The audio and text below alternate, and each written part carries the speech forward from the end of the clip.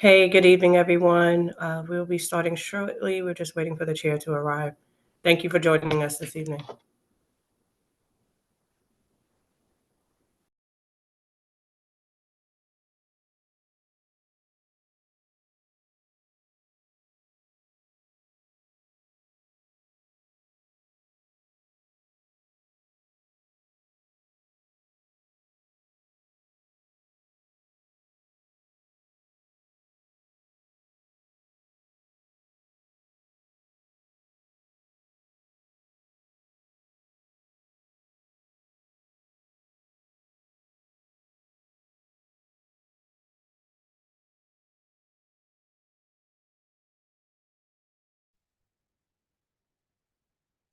Hello, Miss Hilton. Good evening, Ms. Boyd. How are you? We should be starting. Good evening, everyone. Good evening, Mia. Good evening, Suki. Good evening, Suki. How are you? Good evening, CB9. Thanks for hosting us.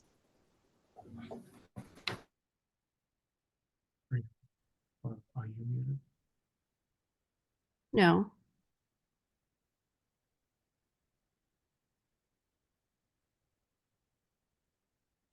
Good evening, everyone. Good evening. Good evening. Good evening. Okay, we have a lot of people on, and so I think we might as well get started. We have the Department of City Planning here with us to give us a presentation. I'm told it will take about 15 minutes. After that, we will give subcommittee members a chance to ask questions first. And I'll just identify the subcommittee members. I'm the chair of the City of Yes subcommittee. We also have Vanessa Raptopoulos with us. Trying to see who else we have with us. I know Nicola Cox will be on soon. We also have John Craver, Esteban Heron,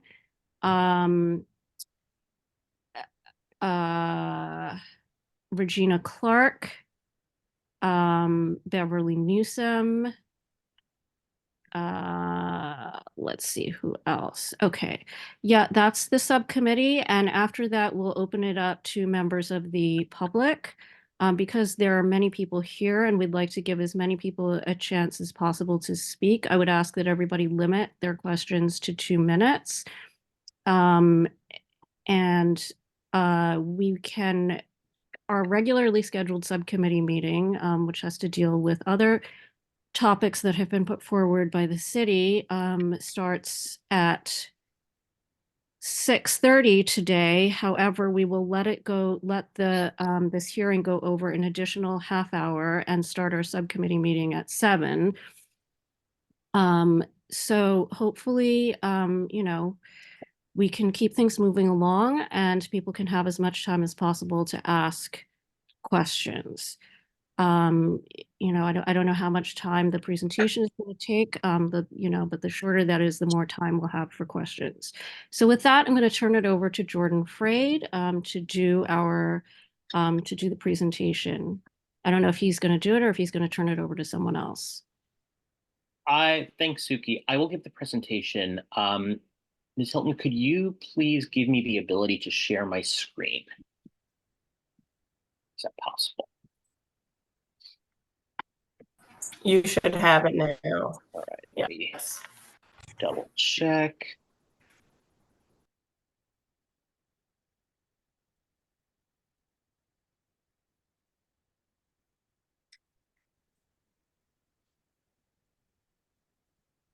All right. Can people see it? Yes, you're good. Okay, great. Yes. All right. Okay, well, good evening, everyone. Thank you so much for your time this evening. My name is Jordan Fraud, and I'm a senior borough planner at the New York City Department of City Planning. I'm joined tonight by Alex Sommer, who is the director of the Brooklyn office, and Carolyn Grossman-Meager, who is who's the director of the Economic and Regional Development Office.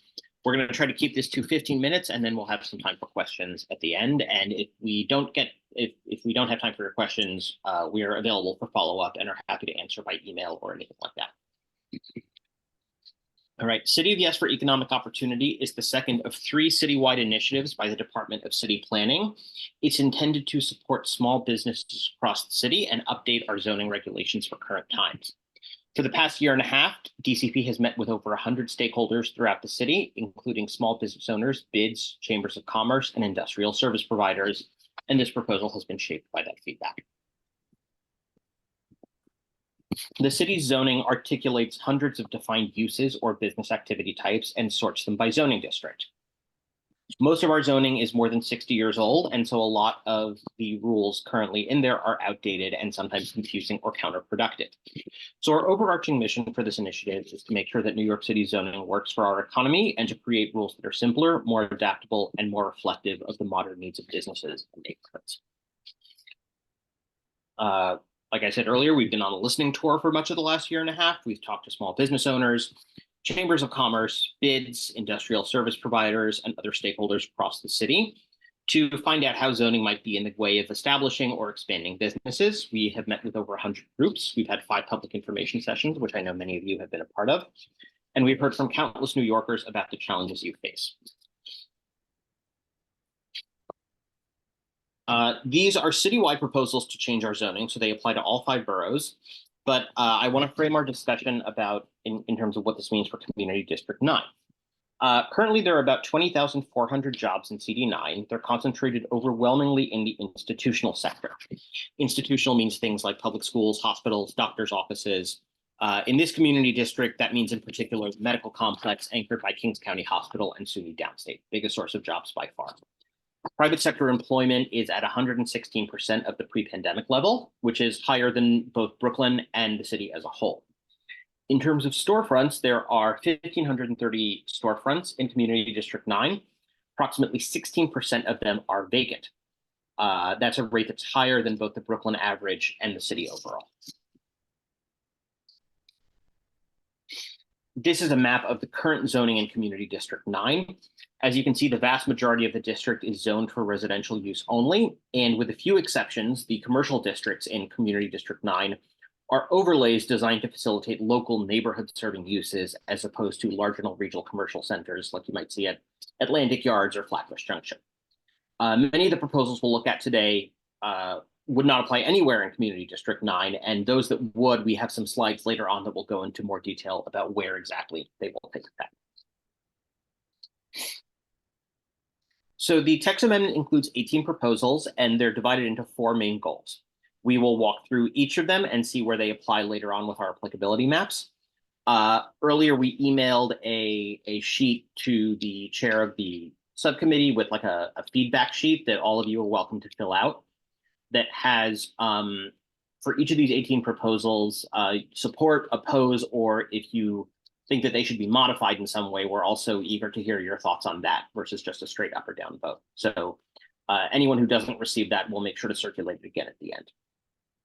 We know it's a lot to take in quickly, so please ask us any questions you would like. First goal is to make it easier for businesses to find space and grow. The first proposal is to lift time limits on reactivating vacant storefronts. Currently, there are thousands of vacant storefronts located in residential areas. But many of those storefronts actually might not be allowed under current zoning. And currently in a residential district, if a storefront goes vacant for more than 2 years, there's no way to reoccupy the space and it would have to remain vacant, which contributes to the city's storefront vacancy. And as a response, we would like to allow vacant storefronts in residential areas to be reoccupied without any time constraints. The next proposal is to simplify rules for business types allowed on neighborhood commercial streets. Typically, neighborhood retail corridors are zoned either C1 or C2, while higher density or more centrally located business districts are zoned C4, 5, and 6.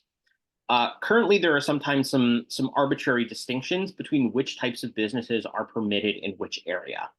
And we would like to, excuse me, There are even some instances here in Community District 9 where in one street, the zoning changes from C1 to C2 across the block.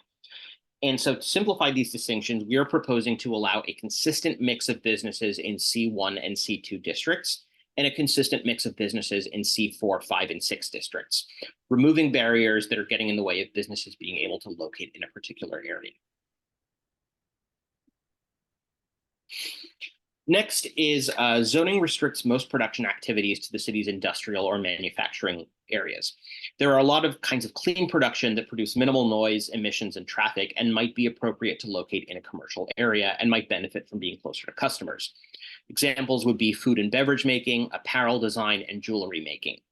These businesses would be subject to environmental standards to make sure that they're not negatively affecting the neighbors, but we think that this would allow New Yorkers to make and sell things in the same space.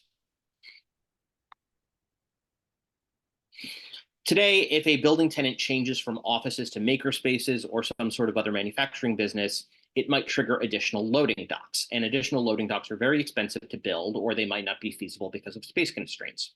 So we want to enable adaptive reuse of existing buildings by not requiring additional loading docks when a change of use happens. Currently, zoning allows for many businesses to have a mix of residential and commercial uses, but the zoning can also restrict businesses from being able to use upper floors. So this can be particularly challenging in mixed-use buildings. This proposal would remove these barriers by permitting commercial and residential uses on the same floors in C1 and C2 districts, and allowing commercial uses on the same floor or above residences in higher density C districts. Again, higher density C districts we tend not to have in Community District 9. When commercial uses are on the same floor or above, they would have separate entrances, elevators, and lobbies.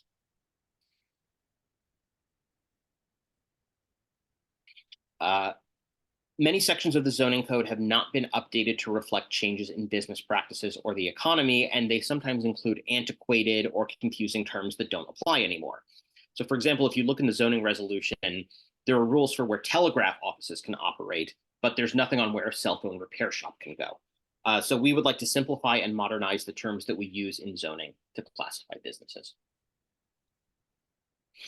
The second goal is to support growing industries by reducing obstacles in the zoning resolution for emerging types of businesses.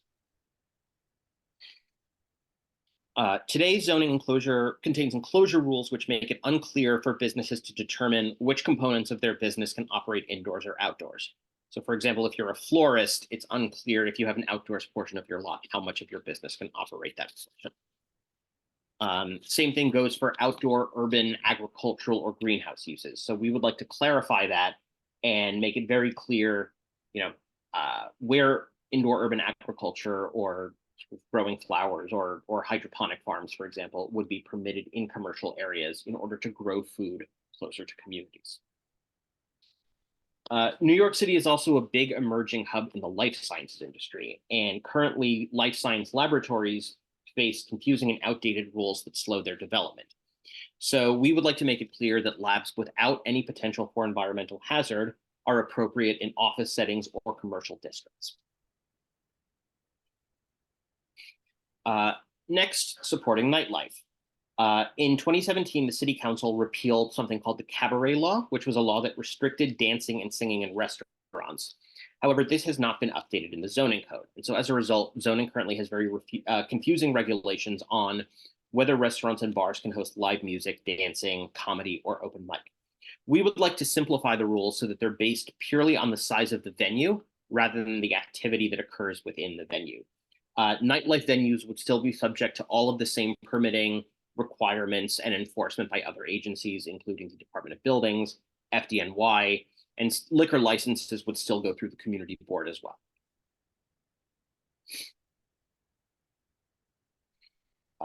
Next, currently the zoning code has an old definition of amusement businesses, and things like trampoline parks, virtual skydiving, virtual reality, or arcades are restricted to either manufacturing districts or Coney Island. We would like to revise the zoning text to ensure that these types of uses are included and can be located indoors at a small scale in neighborhood commercial corridors and at a larger scale in more centrally located areas. These businesses would also be allowed outdoors through a BSA special permit process. Next, zoning allows for a wide range of home business types. Currently, if you are a lawyer, jewelry maker, or music teacher, for example, you can operate a business out of your home. But if you are, for example, a barber or an interior decorator, you cannot. We would like to fix these restrictions that hinder people from being able to open businesses in their homes. A lot of small businesses start in the home. And so we want to enable entrepreneurship while keeping in place safeguards to make sure that these people are being good neighbors. Third goal is to foster vibrant neighborhoods by ensuring that businesses contribute to active streetscapes. Currently, zoning doesn't address streetscape design in a comprehensive way in commercial districts, and instead it's only regulated in special districts. And so there's nothing to regulate like a long blank wall or drive-throughs that break up retail streets, and in particular, neighborhood retail streets that create unpleasant and unsafe conditions. We would like to create consistent ground floor design rules for all commercial districts. I'm sorry about my dog barking in the background. The proposal would identify 3 tiers of streets, and based on whether that street is more auto-oriented or pedestrian-oriented, would implement streetscape design requirements that are more or less strict to ensure that, especially along neighborhood corridors like we see on Nostrand or Rogers, the tier B streets that you see here, that streetscape design regulations require a safe and pleasant pedestrian experience. Next, there are currently a lot of conflict between auto repair shops, and pedestrians. Currently, auto installation, service, and repair businesses are limited to mostly industrial areas, but there are certain types of exceptions, which means that sometimes auto servicing and repair businesses are located on neighborhood commercial streets where vehicles spill out onto the sidewalk, which creates safety concerns for pedestrians. We would like to create new ways to define auto servicing uses in the zoning resolution: light and heavy vehicle repair.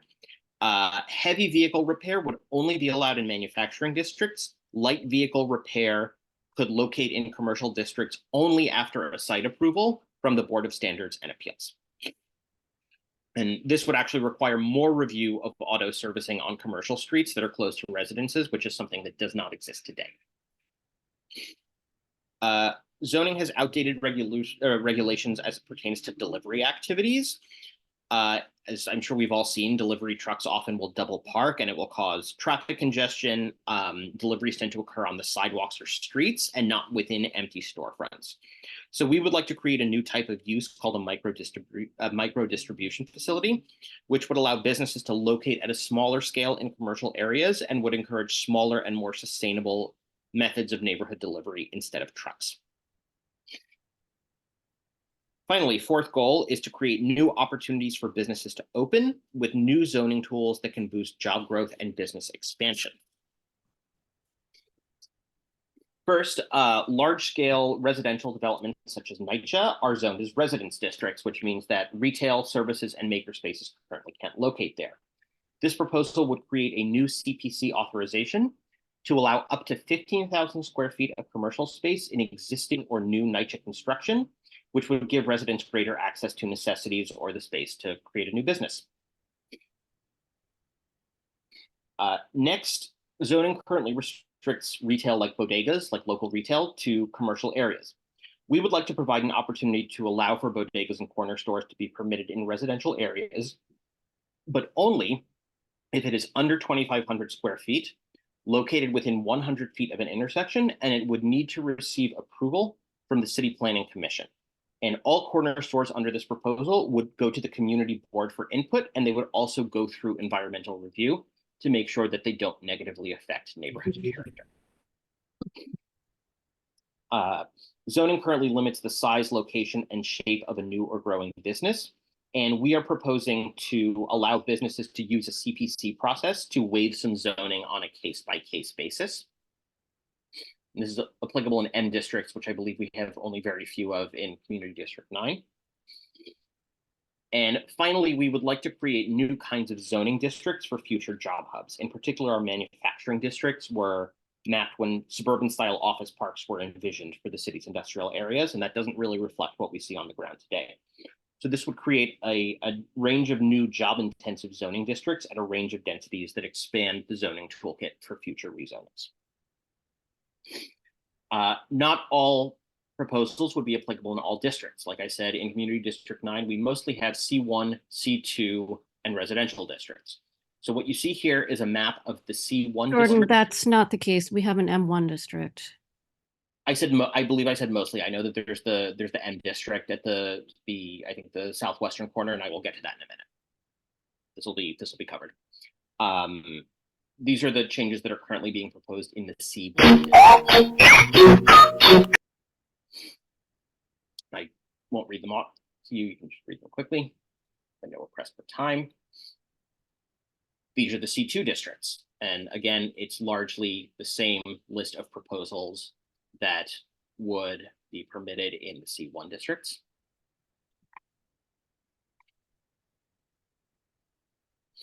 Residential districts. I know that there was some concern from this board about the potential encroachment of commercial uses into residential districts. So what you see here is an example of those residential districts. What you see on the left are the proposals that would apply in residential districts. These and only these would be in effect. And then finally, manufacturing. The small manufacturing, the M1 area in sort of the central to southwest corner of the community district. And these proposals that you see here would be the proposals of these 18 that would apply in manufacturing areas. This is the public review timeline. We are currently into January 2024. We are accepting community board recommendations up through the beginning of February. And we receive the Planning Commission will receive every single recommendation that we receive. The vote will be later this spring, and then the City Council will vote even later than that in the spring. Again, beginning of February is the deadline for community board recommendations. There are more materials that we have online to explain the proposal. We will send the link around in the chat and make sure that everyone receives it by email. You can see snapshots of the economic report. And we have the worksheet that I believe many of you have received, but we will send around again. It's optional, but we really value your feedback. And in particular, we like to hear sort of people's requested modifications, not just up or down vote, but ways that they think these could be changed for the better. So that's the end of the presentation, and we're happy to take questions now. Thank you very much. Okay, again, as I explained before, I'm going to start with subcommittee members. So are there any subcommittee members currently who have questions for the Department of City Planning? Please raise your hands and I will call on you.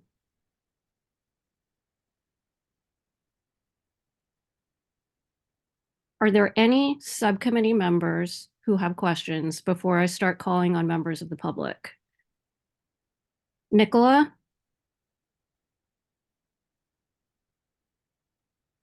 Nicola Cox. Hello, and good Vanessa Raptopoulos. Good evening. This question has There's a ton of feed- okay. They're going to jump around. They just want to be a distraction. Okay. Now, many of the amendments are, again, loosening some of the guardrails that are already in place. So part of the concern when we were going through these text amendments is the fact that how will, such as being a good neighbor, be monitored and enforced? There are a number of vague areas that now we are relying on the property owners or the home-based businesses to comply with the rules. Who's going to actually enforce this? Because what we're seeing now is that resources are getting cut and already very tight. So that was a major concern as we were going through these amendments, is how is this going to be enforced? Or is it now going to be up to the community to file complaints that go unanswered? I'm writing this down. So, So we have small scale, clean production. oh, sorry, go ahead. The types of businesses, I'm just naming some of the, what Yeah. kind of businesses are those going to be? Who's going to make sure that a person that is applying for that type of exception is actually complying and has that type of business? We have home-based businesses. Who's going to make sure that they are complying, and in terms of noise, in terms of fumes, impact to other residences in the building, the percent of the building that's going to be used for commercial. Mhm. Jordan, if it's all right with you, I can jump in. Yeah, please, I'll please, start go with ahead. the small scale production. Thank you, everyone, for the opportunity. Carolyn, Can you-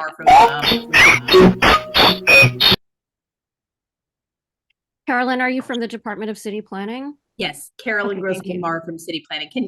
Can you hear me all right? I recognize we're getting a little bit interrupted. So with regard to the small scale production, I think the concern is about whether that the entry of those new kinds of uses on a commercial street that already allows commercial uses might create more noise or potential for like air quality, like emission standards. The text as it is written requires those new businesses to do some additional things beyond what a typical business locating on a commercial street would do. So first, the only Okay, whoever that is, who's not muted right now? Someone's spamming the meeting, Just and being they keep hacked. It's the entering. Trevor identity. If you can lock out Trevor, that might solve it temporarily. Suki, it looks like the name is changing every time the person spams. I didn't see the Okay. name Trevor on my screen. Okay.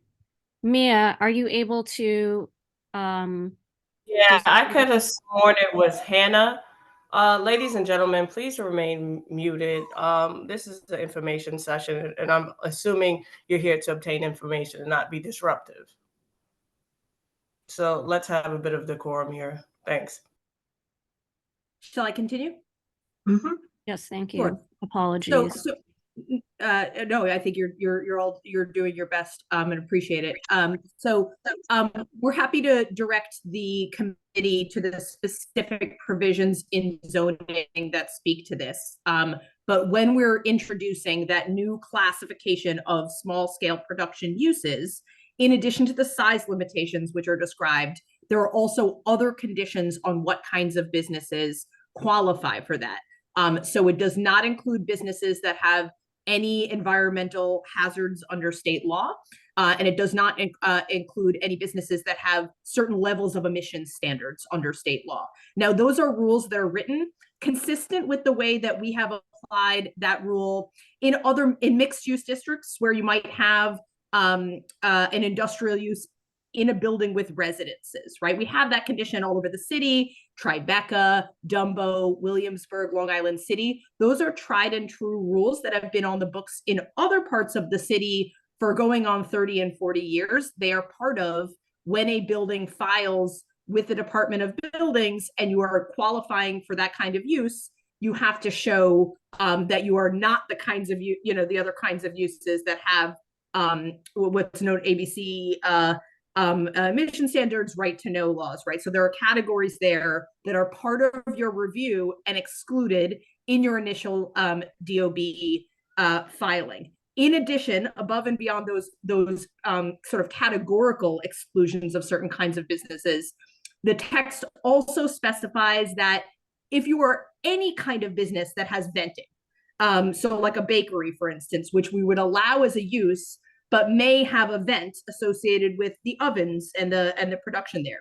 That use will also have to take its vent all the way to the top of the building to make sure that none of that emittance are going near somebody's window, for instance. Those are standards that are written into the zoning. They are requirements of when somebody files at the Department of Building, what they show them. Now, is that 100%, guarantee that somebody will not do something that is contrary to law? Of course not. We understand enforcing zoning is a constant challenge. We work with our colleagues at the Department of Buildings on this all the time. Complaints help, right? So we would certainly encourage the community board, whether there are any conditions on the ground where somebody is violating zoning in an inappropriate way, to continue to file that and bring that to the attention of the Brooklyn Commissioner's Office, because they work on that. However, for these new uses, we are writing in the standards in such a way that we believe, and they have concurred as partners in writing this text, that it gives them a lot of tools to make sure that we are only allowing in legally the kinds of uses we say we are, which are really those clean what we call clean, things that do not have an emission standard or a noise effect on the neighbors. That's the intent here. We want to see small scale jewelry makers. We want to see bakeries of a certain size. We are not looking to put significant industrial uses on our commercial streets. We agree that they belong in the industrial areas, and to the extent that we can allow the small neighborhood sized businesses, it makes more room for the industrial businesses to stay away from residences. But aren't we blurring, and we've changed some of the use groups, and we're merging and blending some of the use groups now? Sure. So I think there's a little bit of misunderstanding here about what blurring the use groups means. So we're doing, I guess, two things that maybe are the root cause of that understanding. One is we are reorganizing use groups. So as Jordan spoke to, the use groups we have were written in 1961. The categories of businesses they have relate to 1961, both in terms of the kinds of businesses we refer to. We often say, right, telegraphs, but not cell phone repair, but also the structure of them, right? So there's use group 6, 7, 8, 9 all have different kinds of neighborhood services. What uses are in which there's not an awful lot of rationale to. So we are changing the shape of the use group lists and updating it to have 10 use groups. But in that move, we are not changing where any use group where any particular use applies, right? That is entirely an organizational change where we are restructuring the use group lists to make them more user-friendly, so that anyone who is a small business owner or any member of the community board could actually go to the zoning resolution and understand where any kind of business can go. And I've certainly struggled with the zoning resolution we have to understand that, right? It is a very complex document that is much more complicated than it needs to be about what goes where, right? So we're doing an organizational cleanup on that. And then as part of one of the earlier proposals that Jordan spoke about, we are consolidating the use lists for C1 and C2 districts. And the reason, as we talked about, is that we believe, if you look at Nostrand Avenue, I would challenge anyone here to tell me the distinction between the parts that are C1 and C2. We believe as a fundamental business, the C1s and C2 districts are neighborhood streets, and that the use distinctions between them do not relate to any facts on the ground in terms of the business concentrations that we see. And so we are trying to consolidate that into a single use list. That is not, in our mind, blurring the distinction between commercial, and residential. It is introducing a few types of uses to the C1s that are not allowed in the C2s today. But again, the evidence that we have that that's not, that's not an avalanche of sort of new unwanted uses, is that we have all of the C2s in your district and across the city to look at to see how that use list is played out. Okay, thank you. So I'll call on the next person now, Vanessa Raptopoulos. Hello. Vanessa? Yeah, I'm here. My question is about cannabis. It wasn't mentioned at all in the city of Yes, and we already have an issue with illegal smoke shops in Prospect Lefferts Gardens, Flatbush.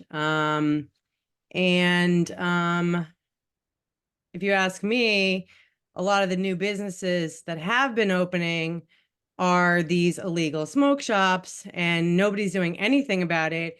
And you guys didn't even mention it, which is Interesting. So are there going to be some regulations on how many smoke shops can exist? Because we're not in a great space right now. And there's no mention of it from what I've seen in the city. Yeah, I really appreciate the question, Vanessa. And I think you said one of the key words, which is illegal smoke shops, right? We are seeing all over the city a proliferation of illegal smoke shops. So the state, as I think many are aware here, passed a law creating a legal license structure for cannabis stores and other kinds of related cannabis businesses.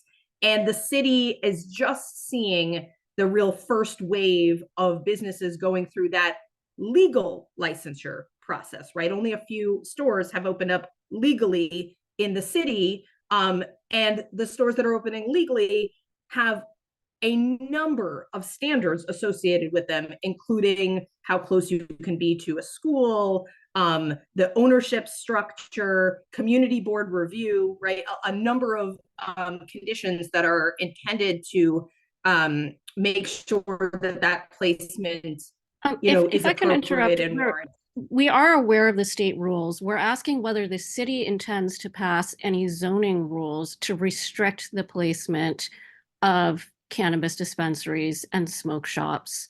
Obviously, it would be another tool in addition to any state laws, but we're aware that many Long Island towns have passed zoning restrictions on cannabis dispensaries. There's been an enormous, every time our subcommittee has held a meeting about City of Yes, some member of the public has brought up, are there going to be any zoning restrictions on cannabis stores?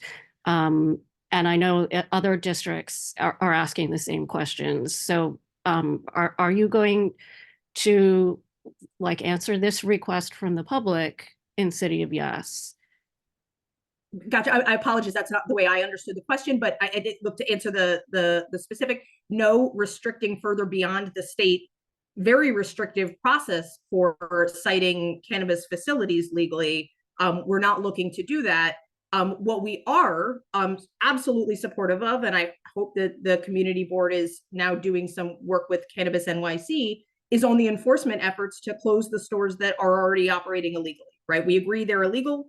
They're not licensed. The state set up a process. All of these illegal stores are undermining the legal process. There has been some movement, I think, in recent months to work with the state at the city level on some of those enforcements. I passed a store that had just been closed down yesterday. I understand. I mean, if the answer is no, you're not open to that, then that's the answer. Sure, it's more than Nicola, do you have any further questions? I mean, our committees are working with the state on the state law issues, but we would like to see the city address this from a zoning perspective. I think, we're not the only community board that is asking that question. But if you're not intending to address it whatsoever, then I guess that's the answer. Sure. Again, they are stores under zoning. This proposal does not do anything regarding cannabis shops. They are already illegal, and we don't believe that making them illegal under zoning would add an additional protection. What we think is a necessary response is closing down illegal shops. That is something that we're certainly supporting. Nicola, did you have any additional questions? Just with the follow-up on the enforcement, my main concern, clean production was one, but it's really the home-based businesses. Because that's, to me, opening up a can of worms and just trying to figure out who is going to enforce the types of businesses, the percent of a building that can be commercial, compliance with rules in terms of ventilation, et cetera. Is that DOB again? It is DOB, and it is DOB today. So I just want to reiterate that. Yeah, but now we're really opening up. Okay. Yeah, we don't see it that way, right? There are, a virtually unlimited number of occupations that are allowed today under the home occupation rule. And we believe, while we know of a few incidents where there have been challenges, and for every one we've heard, the rules that are in place today would not obviate there being an enforcement case against it. We're not pulling back any of the safeguards that relate to the nuisance in a building. But in general, we think thousands of people are working at home without incident, and that the rules that are in place today to address that would remain in place tomorrow. The size of the businesses are changing significantly now under City of Yes versus the current home-based businesses that exist. That is correct. That is correct. So the types of businesses that will now be home-based are going to be very different than what we currently have. And that's a concern. Okay, I won't hog anymore. So yeah, it's almost 6:45. So I'm just going to say before I pass this on to the public, the City of Yes Economic Development for Economic Opportunity Subcommittee at Community Board 9 has discussed this proposal extensively. We met about 4 times, and we have come up with a complete resolution with our recommendations on all 18 proposals. We also have a more extensive version of our resolution that included maybe more feedback and more of our reasoning. In case you'd like to see it, we'd be happy to forward that to the department, as well as to any of the other participants or other community board members who are on. If we always find it helpful to understand what other community boards are working on. Just to address a few of the points that came up. With regards to enforcement, as Nicholas said, we are already seeing, and I'm not going to call them out by name publicly, but I can tell you of at least 3 or 4 instances of businesses that are not in compliance with the zoning use rules or uses requiring special permits. And so it is pretty clear that neither the Department of Buildings nor any of the other city agencies does proactive enforcement. It's pretty much par for the course anytime we hear from an agency that it's complaint driven and that the public is expected to raise the complaint through 311. And then it usually takes repeated calls to 311, elected officials, and the community board from multiple members of the public over a period of 6 months to a year before we get maybe a partially satisfactory resolution. If you're lucky, if the particular business in question is not wily enough or connected enough for there not to be any enforcement whatsoever. So, I mean, first of all, I think that extended, time period when community residents are having to suffer is not fair. But second of all, if the city agencies are requiring members of the public to do the enforcement in their stead, my question is, does the type of violation then have to be something that is easily visible and easily understandable to members of the public? For example, the idea that certain businesses don't operate in certain zones, in certain parts of our community is something that's very easy to see. It's very easy to report. But things that involve emission standards, types of equipment, measuring vibrations, measuring noise, these are not easy things for members of the public to discover. I mean, particularly if it's on an upper floor of a building or in a basement of, a retail corridor or something like that. Even, city inspectors are probably not going to be able to find that out. We're certainly not going to be able to check on people's equipment and find out what's going on, or to know if an emission is harmful or not until somebody gets sick, right? So if if the city is generally relying on members of the public to do complaint-driven enforcement, that's why we prefer zoning rules that simply say certain businesses can't exist in certain zones near residential. And so then the second issue is, between the C1 and the C2 districts, I'm wondering why, if you see that their C1 and C2 districts are substantially similar in some areas, and I wouldn't disagree, why wouldn't you have added the protections of the C1 districts to the C2 districts? For example, if a C2 district is now mostly, restaurants and retail, why would you now say, why wouldn't you put them into a C1 category and say we shouldn't have the automotive uses there, we shouldn't have this sort of more light industrial uses and service uses there, rather than saying that the C1 districts should have them? I mean, I'm just wondering why you're choosing to take away protections rather than add protections to certain districts where you feel it's appropriate. And then as for the rest of the proposals, I would just say that we have extensive feedback on that, and we're happy to send that to you. Sure. Well, obviously, the department looks forward to hearing, in much more detail. And certainly, if there are still questions that are open, we're happy to continue that dialogue. We're also just happy to hear the feedback of the committee. I think where there were two questions in there regarding the C1 and C2. Look, I think fundamentally, as we talked about at the beginning of the presentation, we see this as just bringing more tenant opportunities primarily, right? So we have high vacancy all across the city in this district as well. The idea of not arbitrarily removing certain kinds of tenant types that we think are appropriate on neighborhood streets and that have generally been unobjectionable. That's fundamentally why we moved in the direction of the more expansive list of C2 versus taking uses out of C1, right? Our point is to create more opportunities for businesses to locate and thus reduce vacancies. However, auto repair is a different case because we are so aware of the challenges of auto businesses in commercial districts. And so unlike every other proposal, with regards to use in this package, which is looking to be more expansive, auto repair is generally looking to be more restrictive. So we've put in place. Well, that's not true because they're not allowed in C1 districts right now, and you now are allowing them.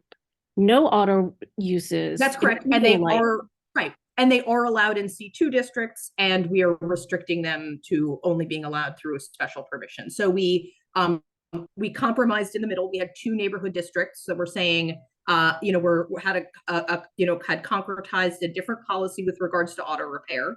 But I think the question is, if we have C2 districts, or if any district has a C2 district that no longer behaves like a C2 district, why not just make it a C1 district?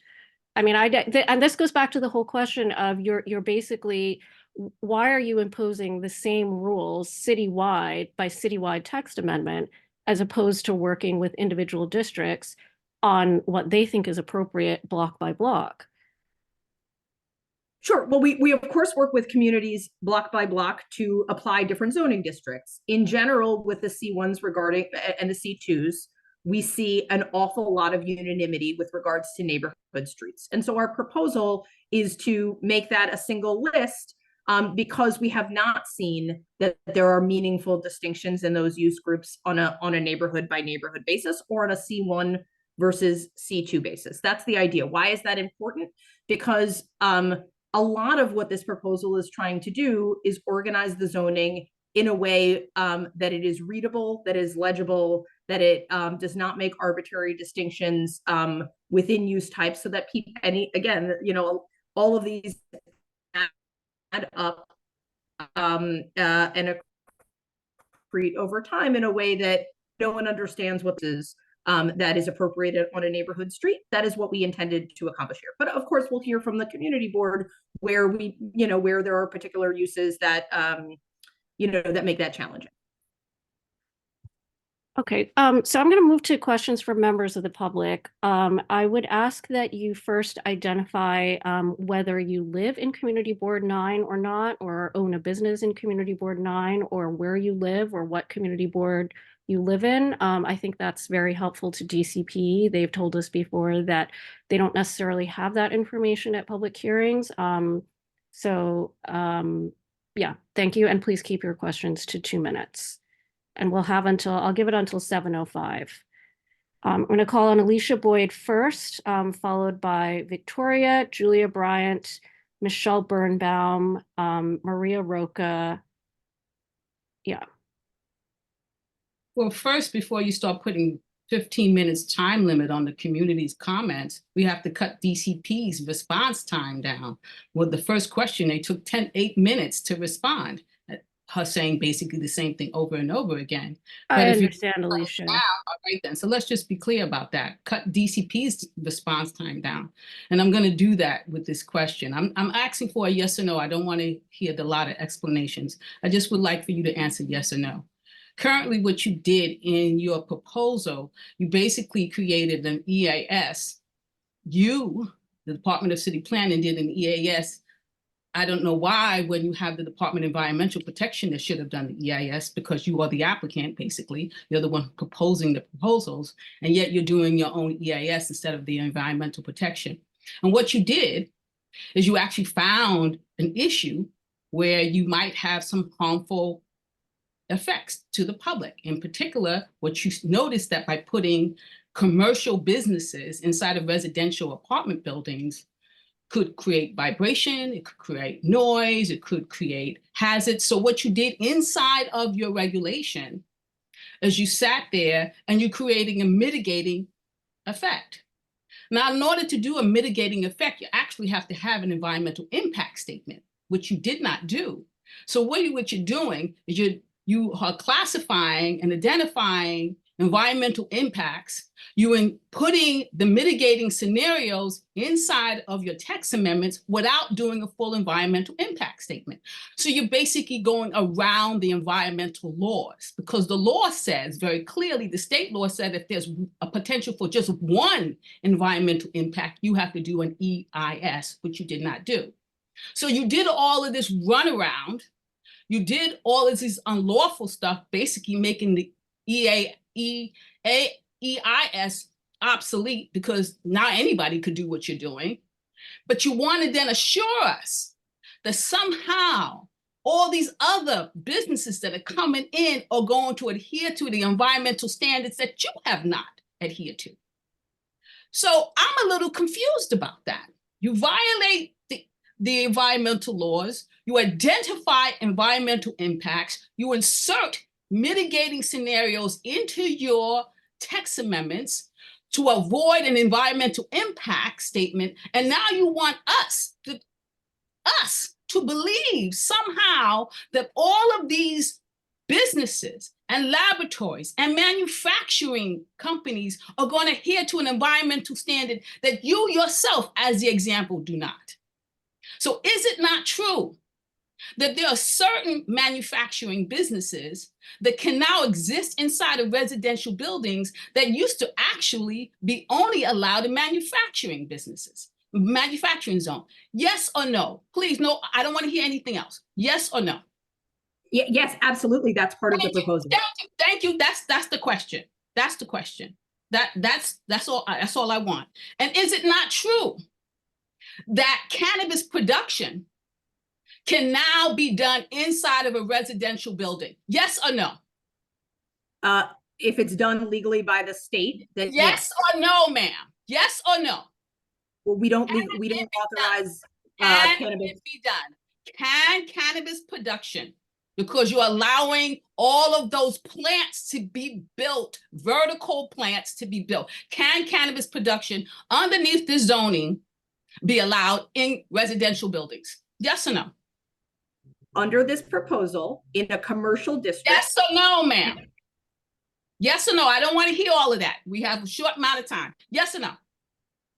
Under this proposal, in a commercial district, cannabis production is legal if it is licensed by the state.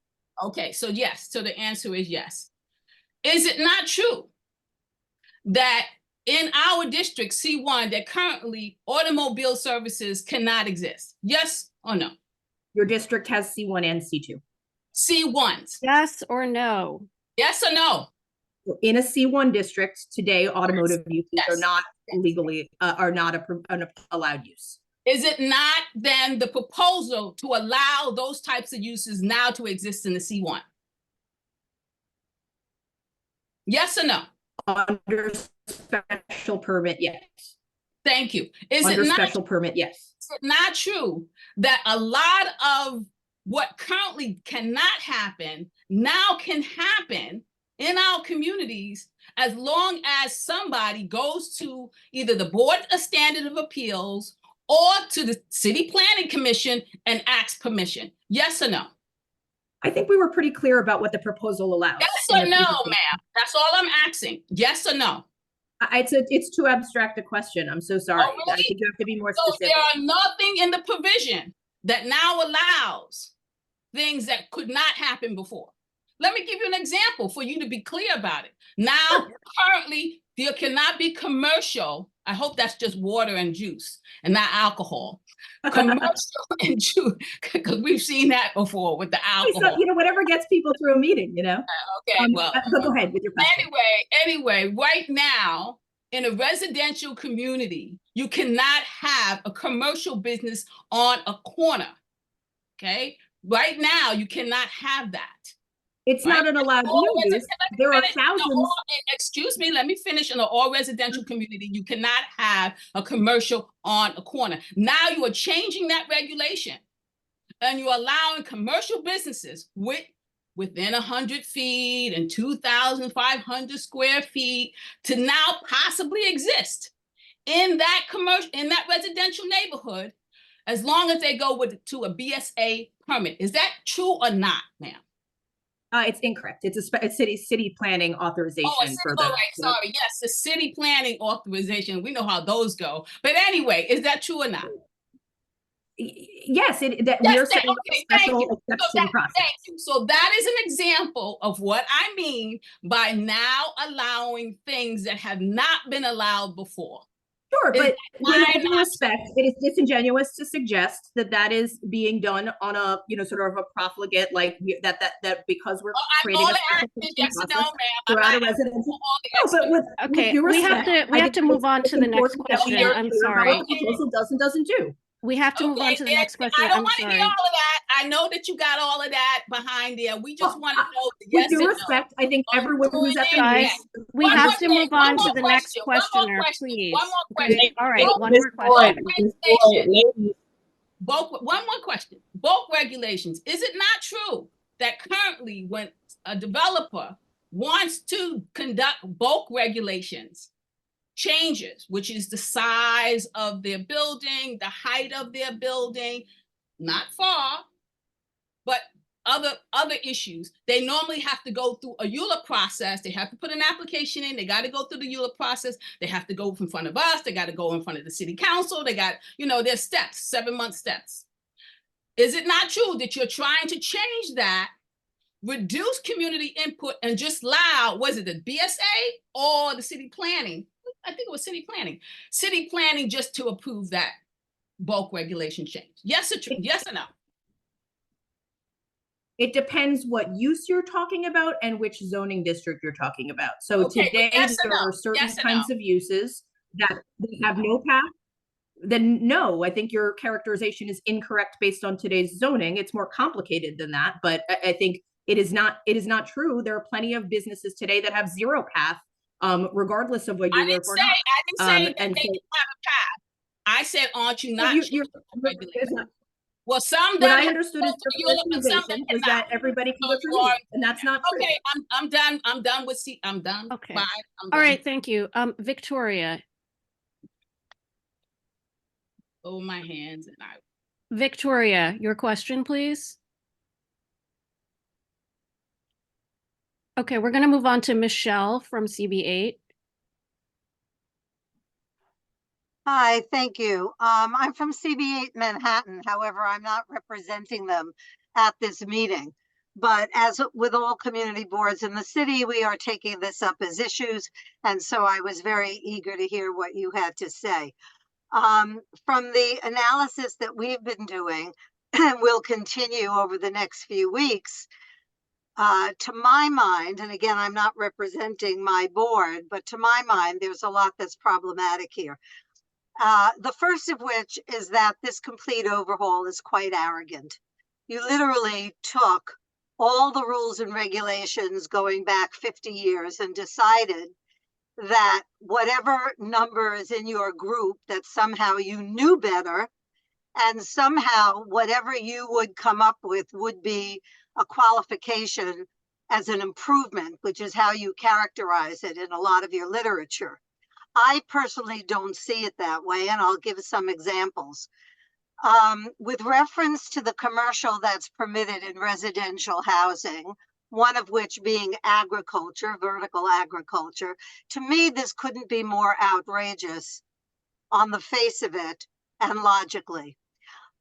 You have concerns in the city about moisture, pests, stability of the infrastructure of that building, all kinds of regulations that a building owner must go through in order to ensure the safety and integrity of his building. And yet you are willing to have commercial run through the building and include a group like agriculture. Agriculture, which has traditionally been thought of as an outdoor endeavor with the exception of your houseplants.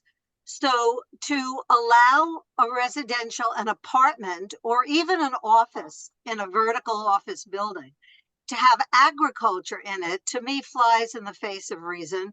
I cannot even imagine why the group came up with this as, and I quote, an improvement. Also, to address all of the commercial that will now be permitted in residential, considering that you're trying to turn this building upside down in order to create 500 to 600,000 additional residences, whether they be affordable housing, middle income housing, or whatever, why you are permitting those premises that might be vacant in such a residential building to be used for commercial, to me, flies in the face of reason. I would think that you would be trying to preserve those as residential apartments just because you're trying to satisfy such an enormous appetite for housing. So a lot of this makes no sense, in addition to going backwards with some of the housing and permitting things like residential buildings to be built with bathrooms in the hallway. Somehow that's supposed to help or salvage square footage. I don't really know what that's supposed to do, but that's indicative of a third world solution. It flies in the face of any standard that I can think of. Another outrageous one to me would be permitting small substructures on grounds that are zoned for single family houses in Queens, various places in the suburbs, and throughout the 5 boroughs. Why a neighbor's expectation of having a certain amount of square feet separating 2 private homes, buying, putting out a lot of money for that, taking out a mortgage for that, buying that with that expectation, and now city planning comes along and thinks it's a good idea to put a smaller structure on that land, or at least allow it, the premise being that it would provide for family dwelling. In other words, Michelle, I'm sorry, but I think you might be people. referring to the housing portion. Can we stick to the economic portion? All right, well, to me, this is economic too, because one of the premises was to allow that property owner to have a source of income from that additional housing.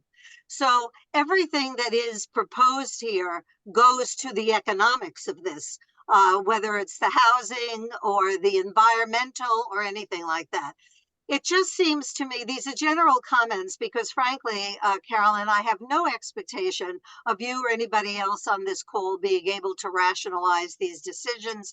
I'm not sure you were in on these decisions. I do know that you're a very respectable and responsible and knowledgeable spokesperson, but I don't count on you to answer why these decisions were made, but only to make a public statement here that I have no confidence in those decisions. I see a lack of rationale in many of those decisions. I resent the fact that they are characterized as improvements when that is a judgmental call. Could you please finish up? We're at 7:05 yes, I am now. right now. That's a judgmental call and does not exist in the eyes of many beholders. So I would encourage you tonight to take these thoughts that you're hearing tonight, including my own, back to city planning and take that as general comments with some specifics on your city of yes in general. Thanks for hearing from me. Thank you. Well, I'll just say I appreciate the personal comments, so thank you for that. And we of course really respect all of the work being done by Community Board 8 as well to understand the text and on many other things. One thing you may be interested to take a look at on our website, City of Yes, nyc.gov/yes economic opportunity. There's a number of groups that have weighed in. Some of them are urban agriculture experts who have spoken specifically about why they see this as beneficial. So to the extent that you said, I can't imagine why you would think it's beneficial, don't take my word for it. There's others who have spoken. Well, that's fine. We're not going to do a back and forth. I'm sorry, we need to move on to the next an interest group question. So I hardly think that they speak for the broader community. But thank you for the We comments. need to move on. I'm sorry. Yes, Tara? this is Victoria Hillstrom. I am on the line. Hi, Victoria. Yes. Hi, everyone. My name is Victoria Hillstrom. I actually live in Tribeca. You can see our lofts on full display. I worked on the loft bill for North Brooklyn. We have 1,000 loft buildings for live-use space for many of the use groups that you are now proposing. And quite frankly, we fought Eric Adams and Anthony Reynoso over a pack of lies that the loft dwellers were taking manufacturing jobs away, that we were the luxury lofts, that the church groups thought would displace them. Really, really outrageous, egregious, and offensively, there are 1,000 loft buildings for live-use space in this area. And so what I would like to say as a designer, there's an architect above me. We have designed the most relevant nightclubs, retail in the world. My work is published. I cannot imagine for the life of me what you think you are doing. We have outdoor dining that is run amok. We have these e-commerce apps and their bikes running people over. I would like to remind city planning that tech, hospitality, and the real estate industry did not build this town. Fashion, film, music, entertainment, the arts and culture are what is meant to be in live work space in manufacturing zones.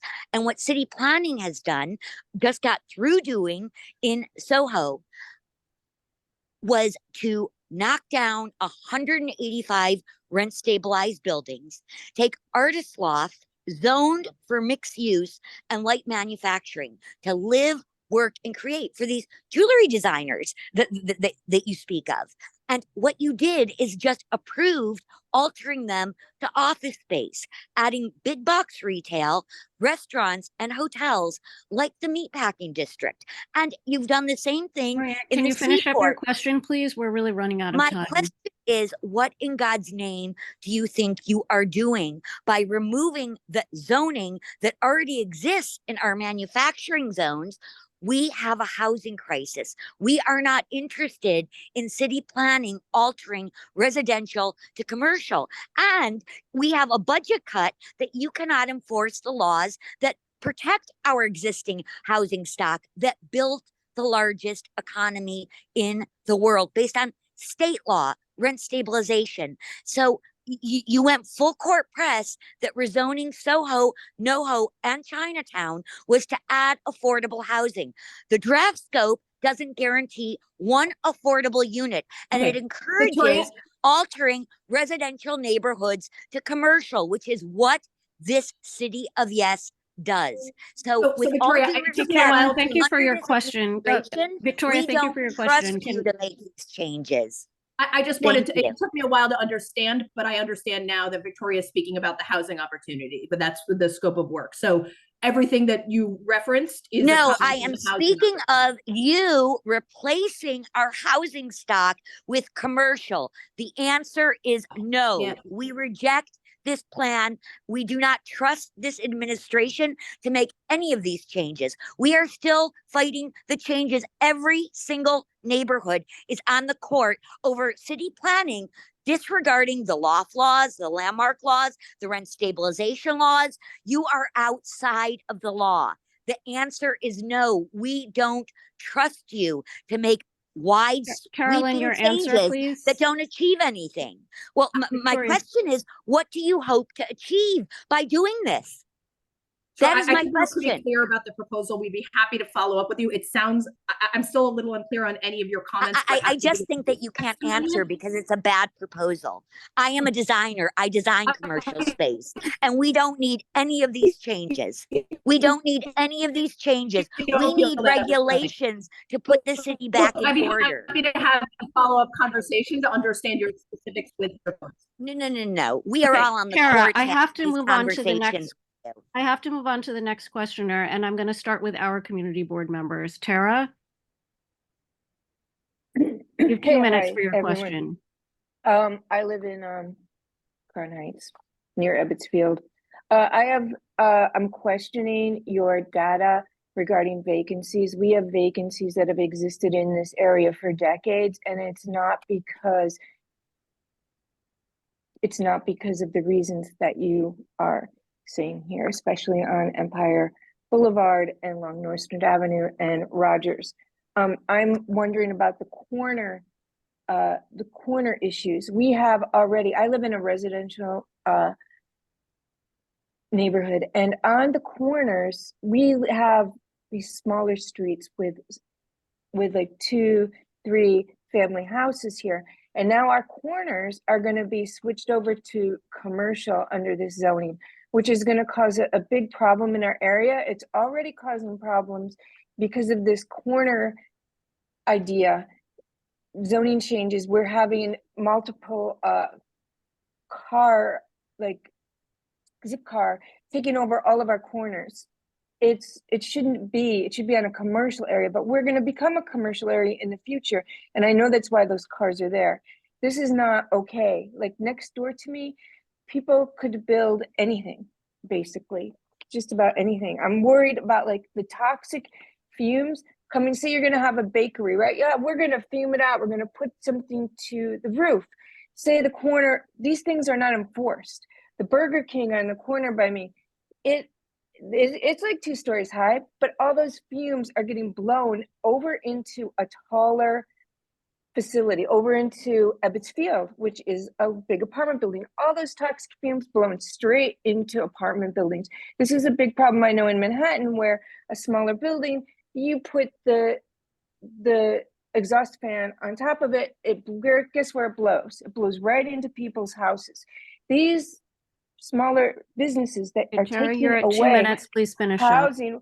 Why does everybody else get to go on and on, and I can't go on and on? I for a know, little Tara, bit? but we're at 7:15. It's very rude, you know. They spoke for 5 minutes, and I'm just, trying to get everything in. My other concern is that there's going to be businesses coming to these residential buildings that are going to be things like the Gorilla stores, which are going to be run by Amazon, as we know. They already tried to do a takeover in our neighborhood and they failed. And I want them to fail again. I do not want these large companies stealing business from our small mom and pop shops, which is what's going to happen. There's going to be crypto mining and a bunch of other uses that we haven't thought of that are very dangerous for our residential members, for their health and their safety. So I'm concerned about that, as well as the electricity use that will be generated. We've got the 5G that sucks. That's a big bane on our existence right now. We've got our streets caving in. We are not seeing enforcement by DOB. We are not seeing enforcement by these agencies that are supposed to protect us, despite numerous calls and knowing what's going on. They're dumping cement. Our sewers are clogged. They're flooding because of it. So I am afraid, and I am distrustful, and I do not want these manufacturing businesses coming into our residential neighborhoods. We need housing. We don't need that, okay? We've got enough space for all of that and the zoning already for it. So thank you. I can answer your question about the corner stores in particular, because we went over it in the presentation, but I will just reiterate. There are very strict rules on where corner stores would be allowed to locate, how big they would be, and the kinds of permissions that they would need to get before being able to open, right? It's not like anyone can just, pop down to the corner and open a bodega. They would require environmental review. They would require community board review, and they would have a maximum space of 2,500 square feet. That's a lot of space. I mean, it's the size of a typical bodega. Yeah, it's. Yeah, we I'm got a sorry. corner bodega. We don't need another one like 10 houses down, on our In other which case, corner. we don't have to approve one, and maybe nobody would ever apply, right? The point of Yeah, the but they corner might store apply. proposal. And we They're don't. gonna apply. 2,500 square They're feet gonna is not apply. the size of the average bodega, not in our neighborhood. We don't have bodegas that big. They're getting I ready actually to think it's apply the right exact size now. of the one on They're Rogers preparing. and Sullivan. DCP that will approve. Again, Not look, the gonna be intent of the proposal here is to give places that have no path today Well, towards. they shouldn't have any path. They live in a residential building, in a residential district. If you want to do commercial, move into a commercial. We moved into residential so that we could have residential. Who said that we wanted commercial and not residential? And this is going to force people out of their homes. People are going to be able to rent out to a commercial business and make more money, and they're going to force people out. And I'm already seeing so many people losing their homes and in the streets, and it's all people that aren't coming to these meetings because they don't have internet. That's 38 to 42% of my district does not have any form of internet and can't be on these calls and can't represent themselves. And that's very sad. And I'm tired of seeing them thrown out of their houses. And this is going to bring more of that, not less. And who's going to be opening those businesses? Big corporations. A pathway to commercial? If you buy in a residential, you buy in a residential, and you do it purposely. Midtown is sitting vacant. Midtown is vacant. Go to Midtown. Do something. Do something big. Ladies, I understand the passion here, but it is 7:17. We want to give everyone the opportunity to speak.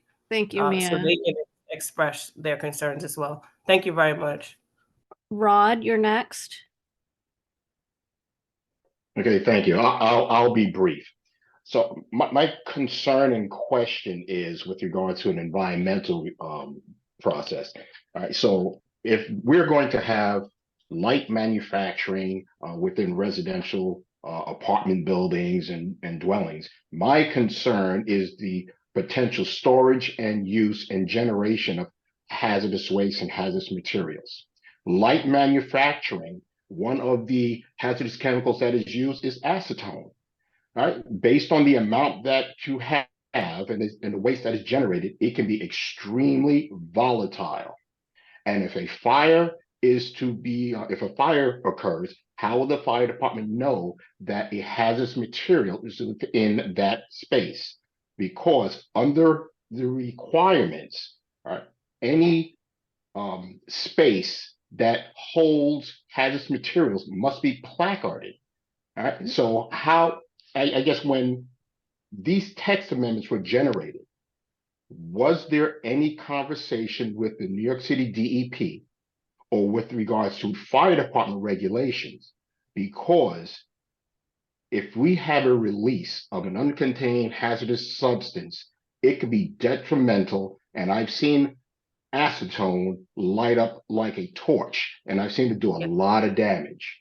So what is being done? What is being done with these text amendments that will prevent the storage of hazardous materials within a residential dwelling?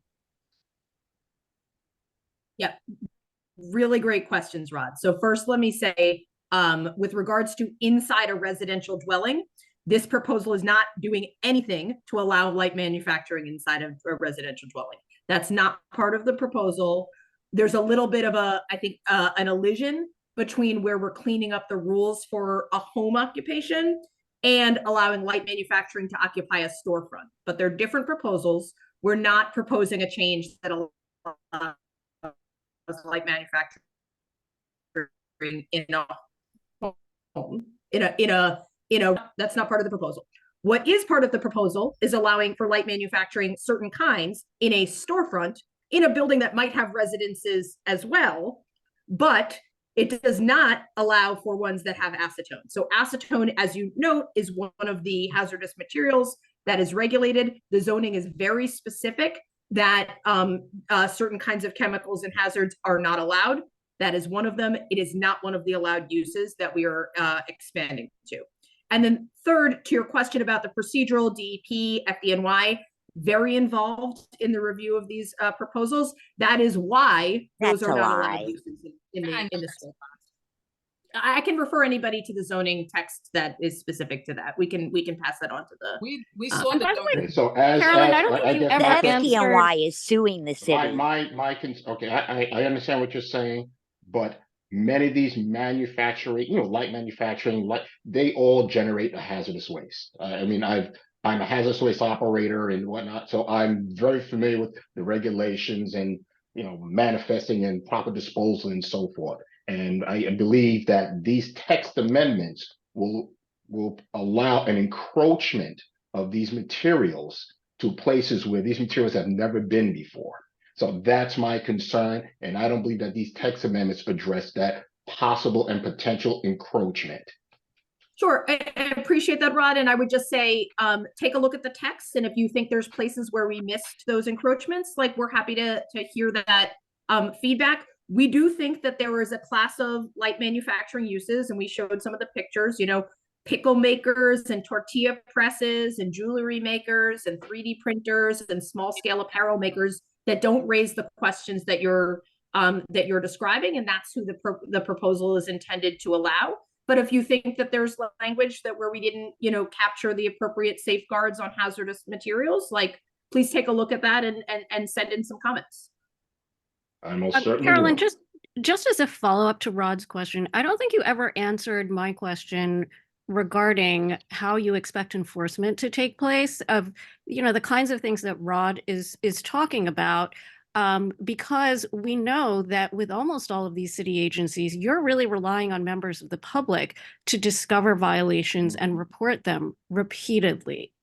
So, we need violations that are easy for us to see, like this type of business isn't allowed where I live, right? It cannot be based on highly technical environmental standards. Because we know that DOB does not proactively enforce these regulations. We know of a lot of businesses that are operating illegally where clearly they got a permit to operate without DOB stopping them, even though they're in violation of zoning law, or they didn't ask for a permit, and no city agency has found it out. So that, what is the answer to that? I think it's a great question. I think we're really open to hearing from the community boards about what kinds of things would be helpful in creating more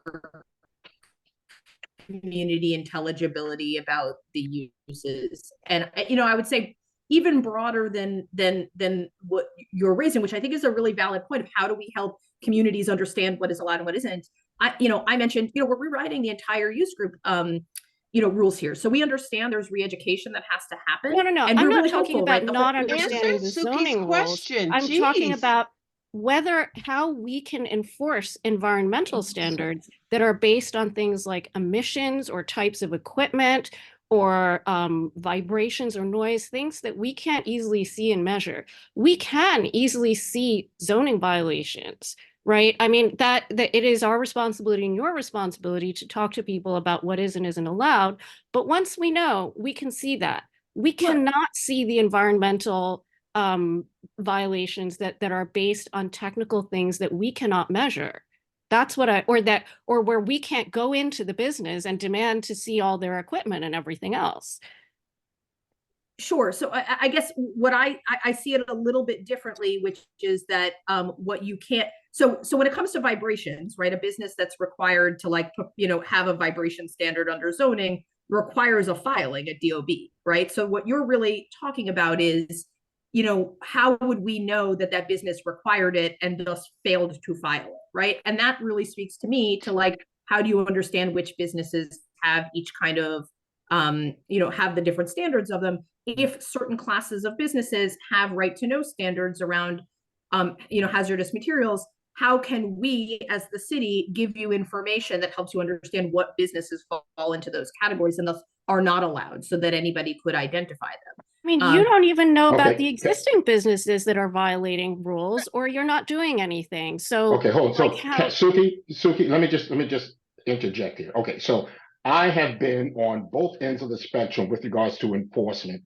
with regards to the use of hazardous materials. All right, knowingly and unknowingly, businesses will use these chemicals in order to create shortcuts and produce profits, and we see it all the time. And what happens is that the biggest violation out there is the improper disposal of hazardous materials down sewers. And I've seen sewers light up like a flame, all right, because there are chemicals down there, and there is some sort of ignition source that is introduced where you just have catastrophic events, all right?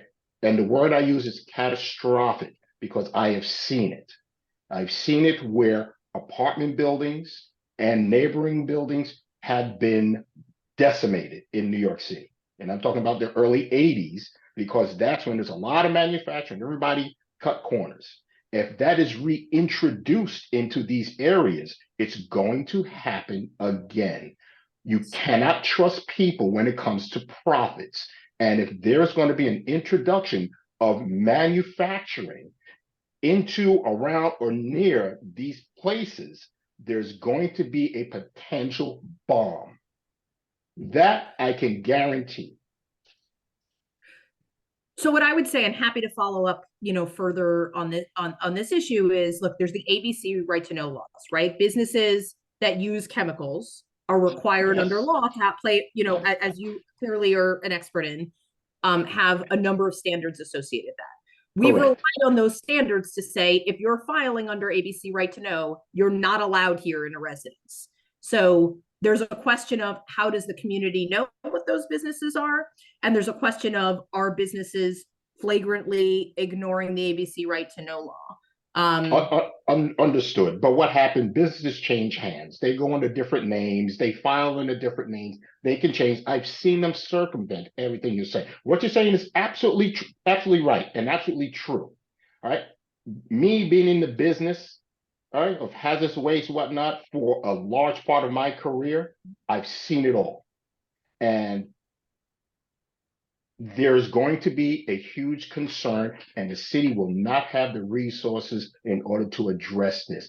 And as Suki said, all right, many people do not have the knowledge that I have with regard to hazardous materials. I can smell it, I can see it, I can tell where a certain material has been on the sidewalk or in an area based on the wear and tear over a period of years or a specific time. I can tell. The average Joe on this call will not.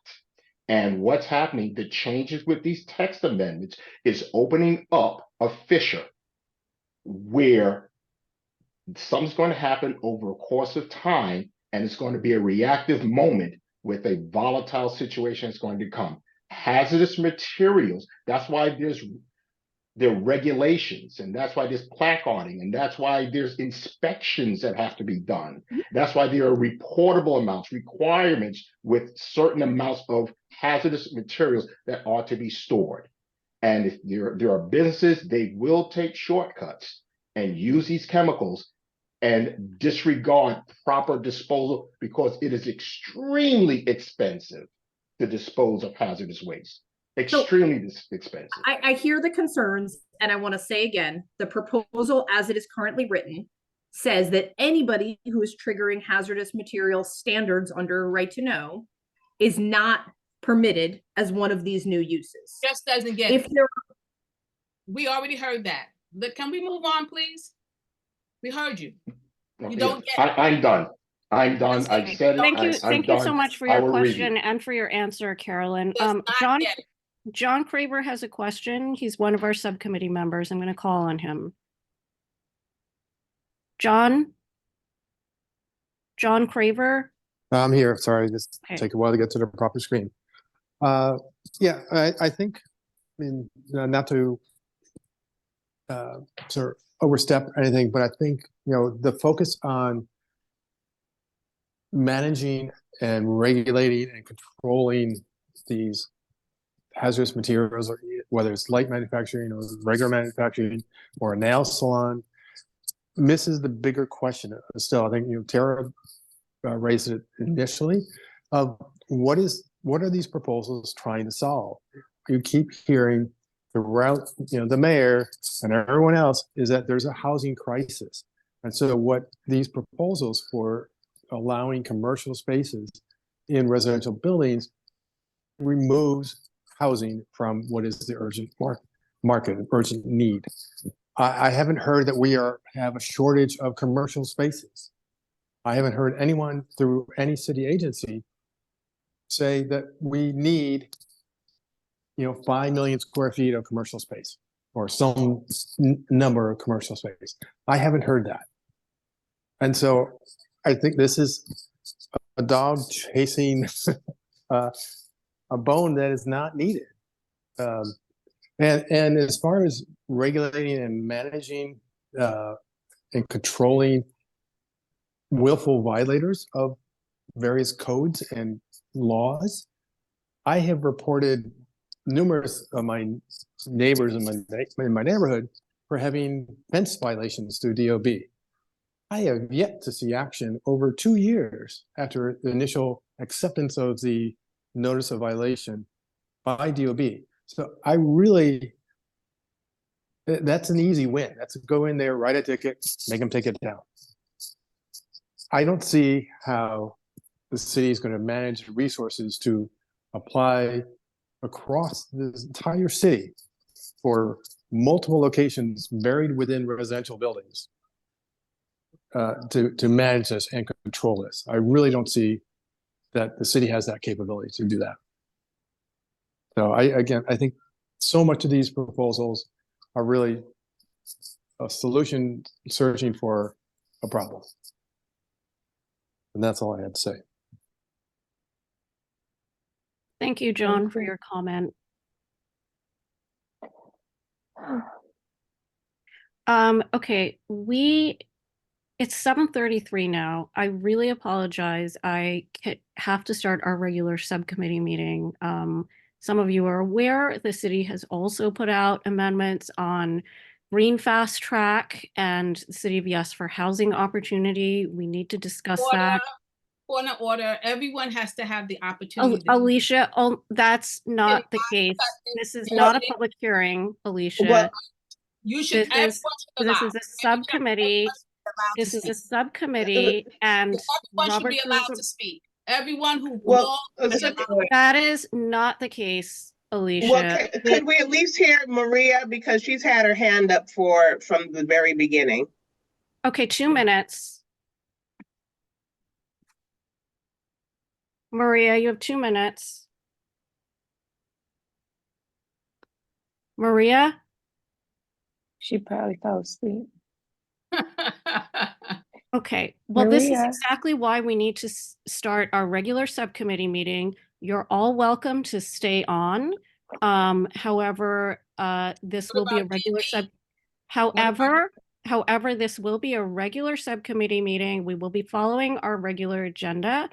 And I will be recognizing subcommittee members first. Okay, so the first thing that we want to talk about is Green Fast Track. This is not something that we're going to pass any resolutions on. We're going to talk about that tomorrow night at the regular ULURP committee meeting. And by the way, it is not a regular ULURP action. It is a seeker rule change. However, it will significantly affect ULURP actions because it's proposing to eliminate environmental review for rezonings where they have less than a certain number of units, as well as some other types of conditions. So I think at this meeting, we just want to make sure that everybody is aware of this and aware of what the proposal is. If people have questions, the Department of City Planning is still with us. I don't know if they will, consent to answering any of these questions.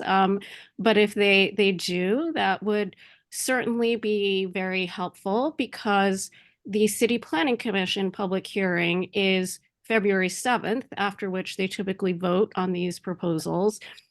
So our community board and this other community boards might want to know this too. If you plan to comment on this, you need to get your comments in before the 7th. Okay, so I'm just going to kick this off by saying that we received a notice of this rule change from the mayor's office. And Mia, can you enable me for screen sharing? Oh, okay. See, I am enabled for screen sharing. Yes. Let me see if I can share this from my screen.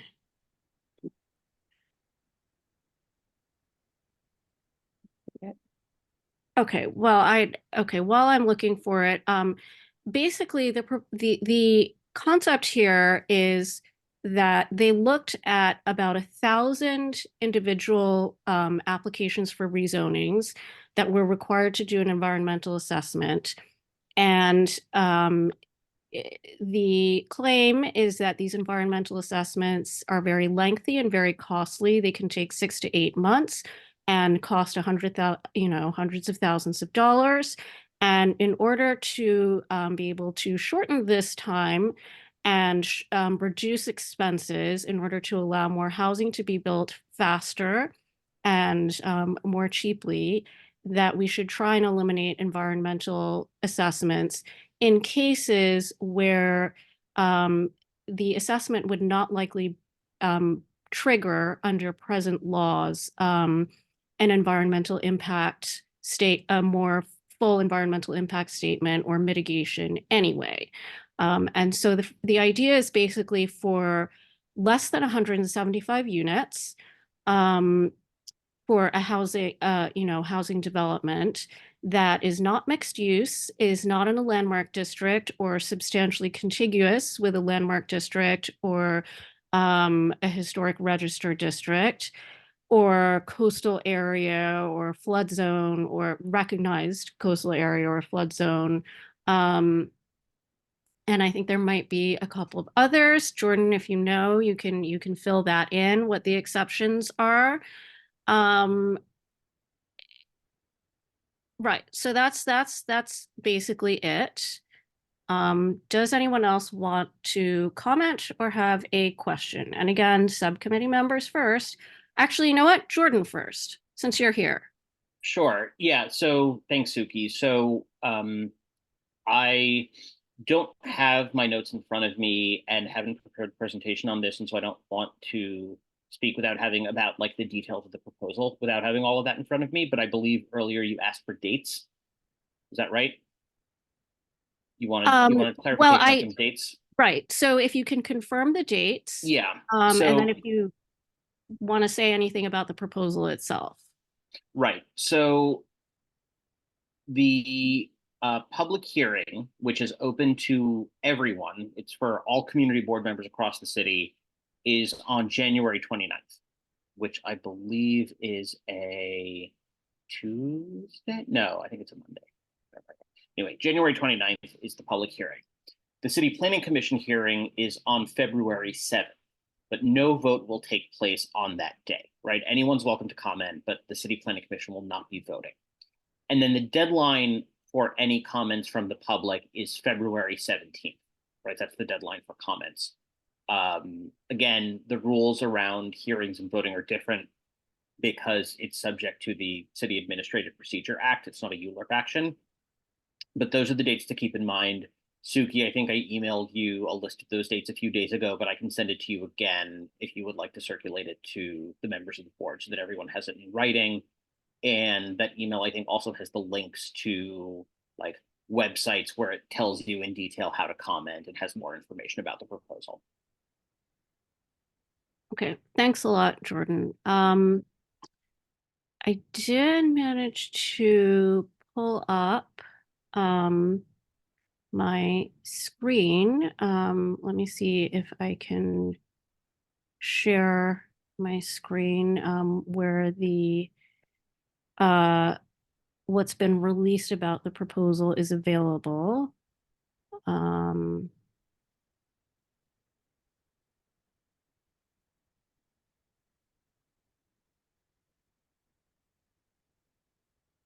Okay, is everybody able to see that? So this is what we received from the city. It's saying what criteria need to be met to be eligible for the Green Fast Track. Developments will be required to not use fossil fuels for heat or hot water. Construction must reasonably be projected to be complete within 24 months. Projects must pass checks to ensure they would not be impacted by nearby pollution sources, soil contamination, or landmarks. Projects cannot be in sensitive areas adjacent to major highways containing natural resources, next to parks, or within special coastal risk districts. Projects must be small enough to prevent impacts on schools, parks, and other municipal services. Therefore, for projects originating in R1 through R4 residence districts, actions must facilitate no more than 175 incremental housing units. Mixed-use buildings, where permitted under zoning, may have up to 20,000 square feet of non-residential space. For projects originating in R5 through R10 residence districts, actions must facilitate no more than 250 incremental housing units. Mixed-use buildings, where permitted under zoning, may have up to 35,000 square feet of non-residential space. For projects originating in commercial or manufacturing districts, they would be eligible if developed under a regulatory agreement, like an HPD financing agreement, up to 250 units. And projects in manufacturing districts would only be eligible where residential development is permitted by regulatory authority agreement, like a BSA variance, up to 250 units. So why is it so significant that environmental review would be waived? Oh, and by the way, so in order to learn more about Green Fast Track for housing, there will be a virtual information session January 29th at 7 p.m. And I would imagine, Jordan, are you sending this out to community board members? Yeah, I imagine you believe. have. Sorry, I believe the Green Fast Track team has sent it out, but if not, again, Suki, I think I sent it to you a few days ago, and I'll make sure that you have it again. And again, I want to emphasize to everyone that this is at the very end of the month, which would be after most community boards have held their general meetings. So if anyone does want to pass a resolution on this, we're not required to because it's not ULURP, but many boards would feel strongly about the elimination of environmental review and how it would affect rezonings in their districts. So if you do feel strongly about this and you want to pass a resolution, you're going to have to do it now in your committees prior to the public information session. So examples of potentially eligible projects, HPD has proposed a 6-story, 50-unit apartment building with ground floor community facility space for doctor's offices and a church. The building would use the extremely low and low-income affordability program and would be subject to ULURP. An applicant seeks a certification to allow for development of a ground floor fresh supermarket with 70 additional housing units. An applicant seeks a rezoning and mapping of mandatory inclusionary housing to facilitate a housing development with 100 units and ground floor retail. So these are examples of proposals that would currently have to go through an environmental assessment, maybe not have to do an environmental impact statement, but the proposal is to eliminate the environmental assessment from this process altogether. So we have a couple of community members who are raising their hands, and I'm sure they want to tell us why this elimination is significant. So Alicia, Boyd? First, I just wanted to ask, I don't see it here, but I had heard that there was a 250-foot height limit. Yes, it would have to be below 250 feet So tall. that's 25 stories, right? Yes. Okay. And so that means that a developer could come into the neighborhood. That's basically a low-rise community. About 95% of our buildings are 3 to 4 stories. Find a spot in our neighborhood and decide to build a 25-story building without an environmental impact. One of the rationales that they gave for this so-called amendment was because they looked at, 1,000 of these applications and the ones that were challenged, and a lot of people challenged a lot of these rezoning sat there and challenged them, was because somehow we lost in the courts. Black monkey. So I would like to just state very clearly that in our community, we had such a project right against the Book of Botanic Gardens, which is not classified as a park, right? It's classified as a garden, and there's a question about it, whether it's a park or not. But it was going up 17 stories, and they did not do an environmental impact after doing an environmental assessment. And the way that they got around that was that they made the claim on paper that they were not going to produce a certain amount of new residential apartments. Claim that they were only going to build 175 residential apartments, and they made that claim based on the square footage of the size of the apartments. They claimed they were going to build 1,000 square feet of apartments. Now, 1,000 square feet is a very, very large apartment. And so the larger the apartment, the less apartments you get. However, once they went through the environmental review, did not do an environmental impact, they actually changed that number. And they moved from 175 feet. I'm going to wait until you're finished, Shuki. Oh, I'm sorry. Sorry. I didn't mean to do that. Okay. So they changed that from 175 units, and it went to 400 and some units, just by changing the size. They wind up adding an additional building because they did that. So this is the same thing that they can happen. Now, when we took it to a judge and the lower court said, yes, they should have done an environmental impact statement. They lied on their application. I have 2 more buildings. They added an additional building because they reduced the size of the apartments. And they had a permit for at an extra building. So these were actual numbers. What the city is now going to allow a developer to do is make a projection about how small the building is going to be or how many units it's going to be. And once they give them the stamp of approval, based upon some imaginary size, like, oh, I'm going to build, 1,500 square feet of, apartments. And then they're going to allow them to go back and build what the zoning laws will allow them. Because the zoning laws will allow them 680 square feet, which they got the additional. So this is just a hoax. This is a way in which developers are just going to bypass the environmental review process and be able to build anywhere in anybody's community, as long as they say on paper that, oh, it's only going to be 175 units. And, oh, I'm going to build 1,000 square feet apartments. And then once they get the approval from DCP, because DCP always gives approvals to these developers, they have a 99% chance of passing these applications. All we're going to see now is even more development in our community that will not have any environmental impact. And that is the only thing that we can do against developers. It's the only tool we have in our toolbox that we can try to get a developer to adhere to and actually decrease the possibility of environmental impacts, reduce the size. That's the only thing we got. The DCP is now about to remove that. And now anyone who wants to build a 25-story building in your neighborhood will be able to do it without any environmental review. And all DCP has to do is just do the stamp of approval based upon what they say.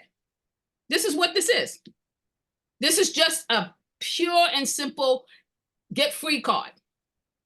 Eric Adams is giving all developers get out free card in almost any neighborhood without any environmental review against almost any place. That's just what this is. This is not about trying to get developers. You know what the EAS is? It's just an application where they check off boxes. It doesn't take 7 to 8 months to do it. Unless you are next to a sensitive area. You might have to do a shadow study. We did shadow studies in our community. It takes what, a week to do a shadow study? It doesn't take 6 to 8 weeks. It's a check-off box. That's all it is. And all of this, oh, it's gonna cost so much money. It's just bullshit. It's just lies. These DCP comes in our community and just lie to us. This is just a get free card for developers to come into your community.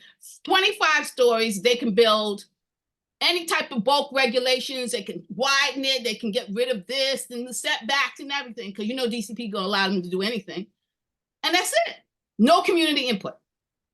And no way for residents or anyone else to challenge, because most of the challenges that we do to development is based upon the environmental impacts. So that's it. Okay. Thank you, Alicia. Maxine? Thank you, Alicia. Yes, it's just incomprehensible. No environmental review in the climate warming crisis that we are. A 25-foot building as of right, absent environmental review. It's just with New York City sinking. But Maria Roca has had her hand up, and this virtual platform is testimony to how our folks can't get in. She cannot unmute herself, and she's trying. She doesn't have a mic, if you notice by her name. I noticed. She's trying to get in. Oh, yes. Hi, Ms. Barnes. She's not connected to audio. She's tried to connect and it failed. I saw her try to connect a short time ago when Suki called on her to make her comment for DCP. So she has to perhaps leave the meeting and come back in. And come back in. She needs to leave and come back in, probably. So Ms. Roca, if you can hear us, you can just leave the meeting. Yeah, that's what I was about to say. Audio. Maria, leave and come back in. Thank you. Thank you, Ms. Barnes. So in the meantime, does anybody else have any questions or comments about Green Fast Track?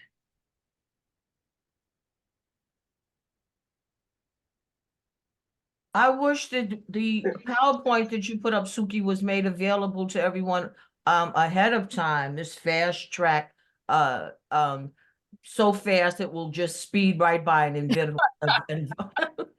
Mia, would you please send it out to everyone on Community Board 9's list? Thank you. Sure. Thank you. Not a problem. Yeah, I'd like to see Nicola. something of that, please.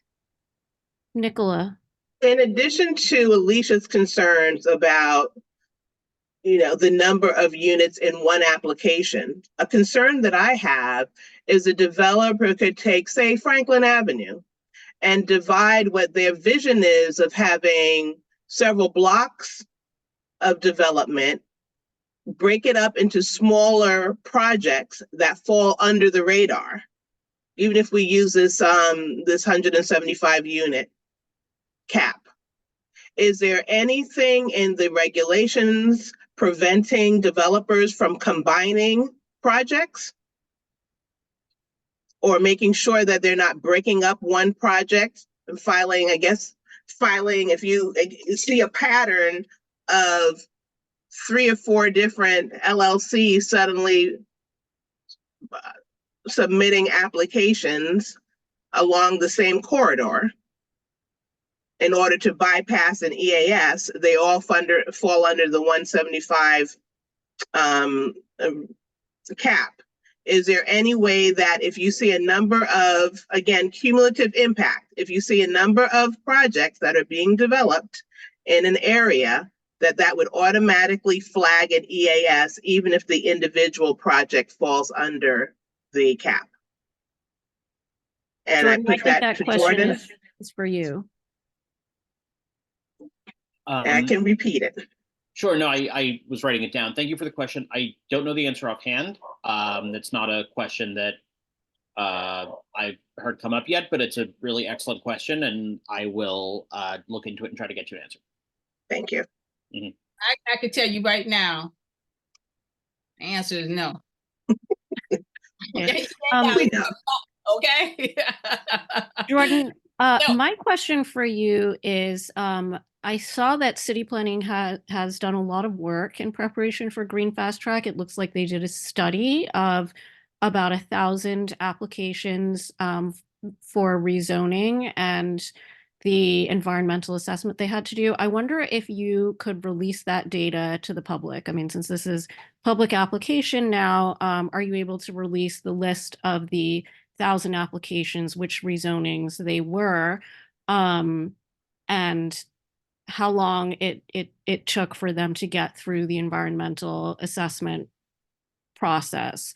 Also, I'm just wondering, in terms of your data about the cost of environmental reviews, did you have a similar study about that, where you had data on the specific cost of each of those 1,000 environmental assessments? Where does the $100,000 number come from? Because I also thought that I heard during the Planning Commission hearing on this with the department that the presenter was saying that 85% of these 1,000 applications are for 1 to 4 family housing, which in and of itself is a bit surprising, but okay. And so I'm wondering if that $100,000 number applies to the 1 to 4 family environmental assessments, or does that apply to a 100-unit building or a 400-unit building, where we know that the total cost of that project might be, $200 or $300 million, and $100,000 as a percentage of that cost is nothing. It's really not adding to the cost significantly to the cost of development. So if you could pass on those questions as well, I'd appreciate that. I will, thank you. And I've got to leave it at in just a few minutes, but I appreciate everyone's time, and I will take your questions and send them back to the team working on this, and I'll get answers for you as soon as I can. Will you be providing us with those studies? I need to ask the team that is running the Fast Track project if they are available. Suki's question is whether those studies have been made available to the public. If they are, I will send them. If not, I will get in touch with Suki either way. Yeah, I mean, we don't need any information that is non-public already, just the list of things that you looked at. That's all.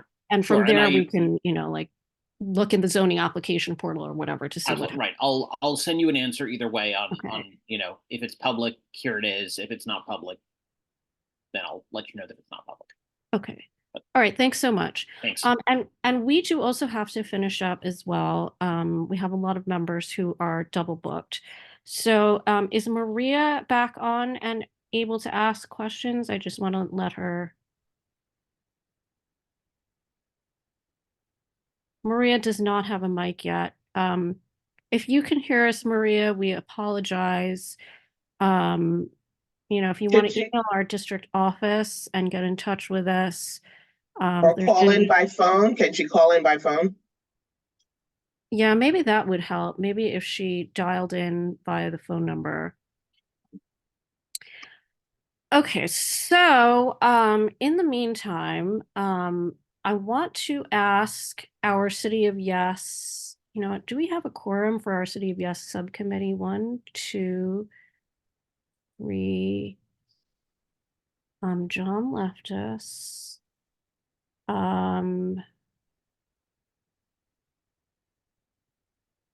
4. We don't have a quorum for our City of Yes subcommittee. Okay. Never mind. So we'll just go on to continue discussing the City of Yes for Housing Opportunity Program, which is the 3rd phase that's coming up.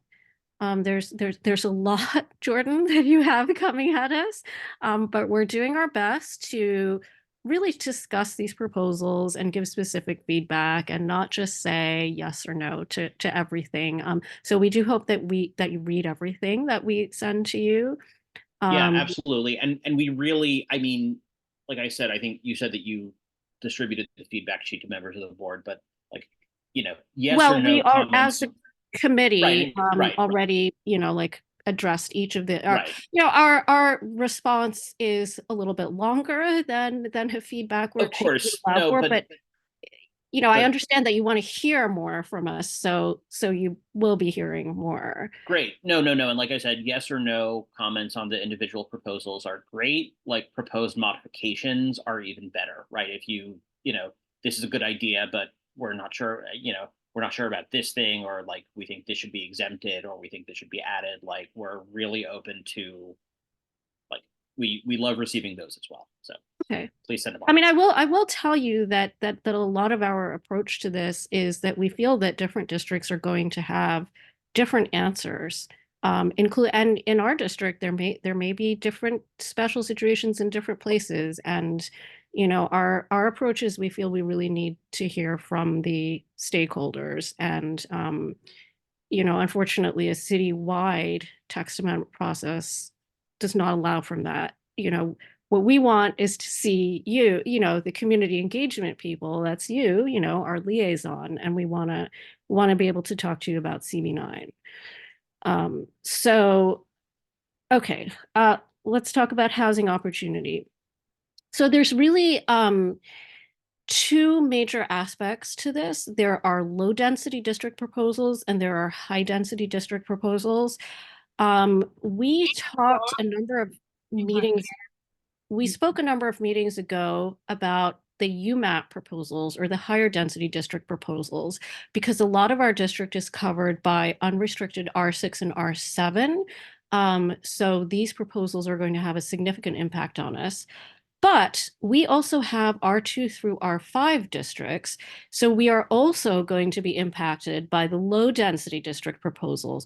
So I want to spend a little bit of time, as will many other districts in the city. So I want to spend a little bit of time today just discussing what those proposals are. So one of the most significant proposals here is a proposal that would allow significantly increased density in lower density districts on lots that are greater than 5,000 square feet close to transit. And we do, so I thought that I would map out some of these lots in our district just to show you where it might apply. And basically it's doing two things. It's increasing density in some cases by more than 50%, right? And in other cases, it's reducing the minimum lot sizes, which starts to matter a lot in very low density districts where you have smaller houses on very large lots. And you would think that those don't exist in CB9, but they actually do. And so I just want to share with you guys, you know, a map that I did of lots that are larger than 5,000 square feet, that are close to transit. All of our district is considered close to transit. It's in the transit zone. That are in an R2 through R5 district. Point of order. I just want to know Yes. how long do you plan on this going on? Because we've already been through 2 hours, and now you are bringing up a completely new topic that is Alicia, not. we're in our regular I understand that, but how long do you plan on it? Because we are the public, and it's already 2 hours. So we are in our regular subcommittee meeting right now, which is scheduled to go, from 6:30.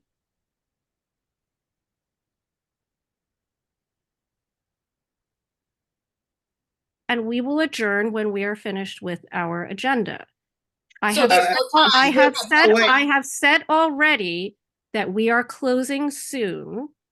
What time? We will close when we are ready to adjourn. Well, that's not. If we don't have quorum, it's going to be difficult, because then We are we're not sharing voting on information anything. with people We are that not aren't voting here. on anything tonight, Nicola. But there should be a time I understand frame, that, Suki. but the people that are members of the committee are not here to discuss this or even see the presentation. Yes, they are. It was on the agenda that I sent out to all of you. Suki, I know you like to have 3 and 4 hour meetings, but it's not necessary. Alicia, you are welcome to leave the I'm meeting the at public. any I'm the time. public, Suki. I have the right to be here. You don't have the right to sit there and just capture this whole meeting and decide to keep on going. Do you have a time frame, please? This is not your private meeting. This is a public meeting. Do you have a time frame of when you plan on stopping? So I just had my hand up just to say if you counted me as for the quorum, because I know I came in a little later because of the double booking, the Economic Development Committee meeting is already over. So Okay, so this is our regularly scheduled City of Yes subcommittee meeting. It's not an economic development subcommittee meeting. We held a special hearing for city planning because they couldn't come in December when we initially invited them. However, we are done with that subject. We are done with that hearing, and we are now on to our regularly scheduled subcommittee meeting. I thought when we initially scheduled this meeting, it was going to be a brief meeting. At that point, we didn't know DCP was coming, and it was going to be Green Fast Track, and then you wanted to start a conversation on housing. But exactly. DCP came to this meeting, and so we ended up starting earlier than we expected, and we covered Green Fast Track, which was the key thing that we wanted to talk about today in order to prepare for tomorrow's ULURP meeting. I think it's a lot to start housing tonight, Suki. My head, I cannot focus on this for too much longer. And we have a meeting tomorrow. It's a lot that this committee has gone through. In December, we met several times to try and push out a resolution, and I was fine with it. But we have to slow down a little. It's a lot of time that we're committing to this. And I think that we're already over 2 hours now. I agree completely, Nicola.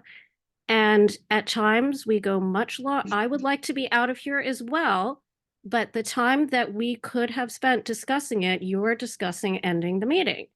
So why don't we ask Jordan, what is the schedule for City of Yes housing? When is the zoning text going to be released? When is the City Planning Commission hearing planned? When is the City Council hearing expected? Because if we don't do this now, we're going to have to do it later. I think Jordan is gone, and I thought that City of Yes housing was going to be in the spring, they said. Yeah, after Okay, the my understanding, so here, yes, City of Yes housing is expected to be in the spring. It was initially stated that the City Council hearing was expected to be in the spring. Clearly, the whole schedule has been pushed back, but we don't know exactly when it's going to drop.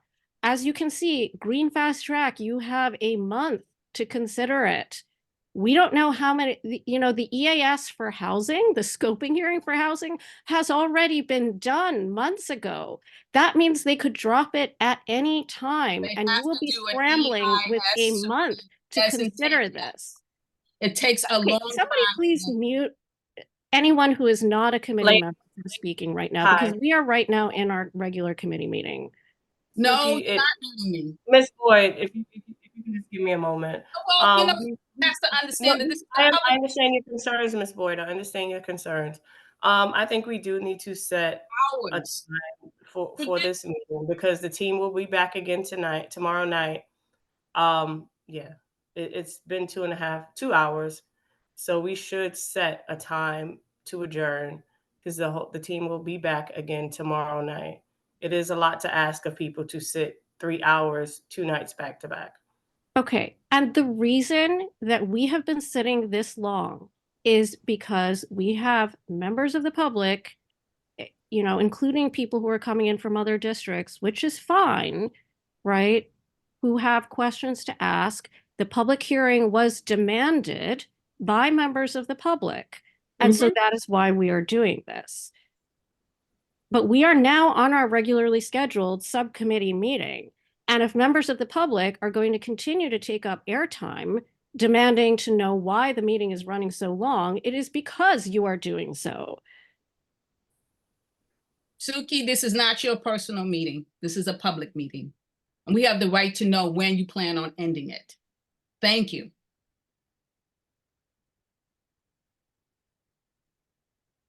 When do you plan on ending it? We will not end this meeting as long as you are demanding to end the meeting. Listen to what you're saying.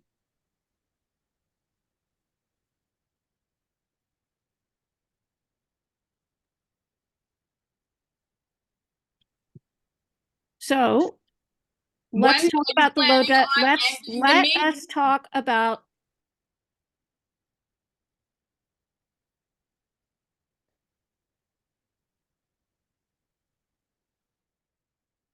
I can't hear anything.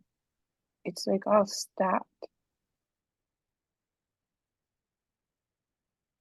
Okay, so we're going to talk about the low density district proposals. This is relevant to a good chunk of our community. As you can see, the northeast section of our community is largely low density. And if we have lots that are larger than 5,000 square feet, and it looks like it's probably these here, maybe these here, these would be affected by zoning increases. And that's in addition to the zoning increases that would happen along the higher density districts in the rest of CD9. We also have some of these lower density districts here in Lefferts Manor. And we have these lower density districts around the hospital. It's not clear to me whether they would be considered as a single zoning lot. They might fall, if there was to be any development, it might fall under some sort of a large scale general development plan. But the point is for you all to make sure that you're looking at these low density district proposals and understanding that they may affect CD9. Well, it looks like we have a couple of low density districts, low density larger lots here. I don't know if they might be filled already with something. And then in addition to that, there's also the basement housing proposals, which is something that one of our members, Yakov Berman, brought up previously. So I just want to make sure that you guys are aware that this is a very large, very comprehensive proposal. In some of the low density districts in Queens, for example, the people have analyzed that it would add several thousand units, even in the single family areas. And that's largely due to the minimum lot sizes being reduced and higher densities assigned to these larger lots in transit-oriented areas. So that's something that we really need to be aware of, that throughout the city, it's adding millions of units of housing.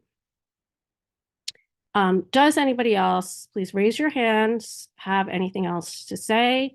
Otherwise, I'll take a motion to adjourn.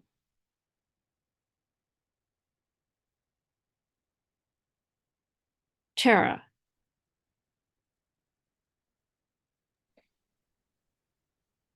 I just want a copy of that map so I can, I can't really see it on my phone. I just want to look at it on my own. If you could send me one. Sure, absolutely. And those red lines, what do they mean? Is that an I'm accident? not really sure why. I think that was something that happened by accident when I was moving my mouse around. Yeah, that happened to me. I just wanted to know if that was the reason. Okay, thank you. I just want to look at it, you know. I like to look at maps. Thank you. Okay. Anybody else? Any committee members? Have you all received a copy of the City of Yes for Housing Opportunities scoping documents? Nicola and then Maxine.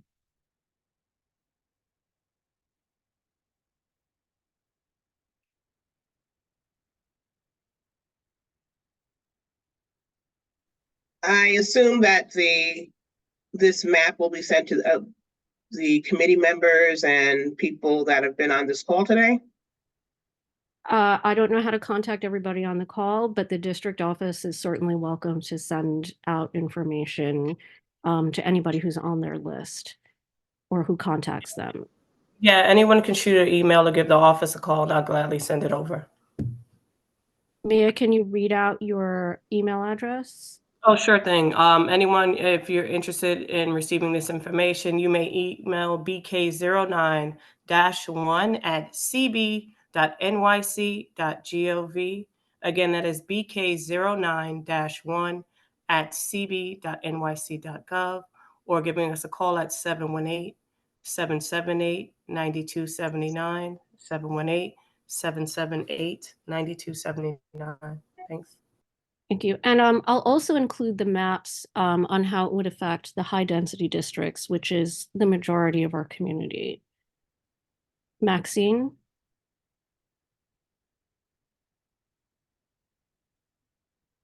Yes, I was just going to reiterate what Nicola was. I'm very surprised that the subcommittee never saw this map and never got any of this information. I wanted to ask that I could have it, but I see now that Mia will send it to me, or we can pick it up at the office. It's just very disturbing. How is anybody supposed to prepare, especially the subcommittee, if they haven't seen all this? It should have been distributed at least to the subcommittee. It's just so non-inclusive. It's just like, again, as Alicia said, a secret meeting. Why wouldn't the subcommittee have this information looking at this map tonight? We have left the business opportunity text amendment. We quickly fast track, and now we're in housing. Come on now, without any of this to look at, we should just listen to Listen, ask the city why they're doing Good night, it. everybody.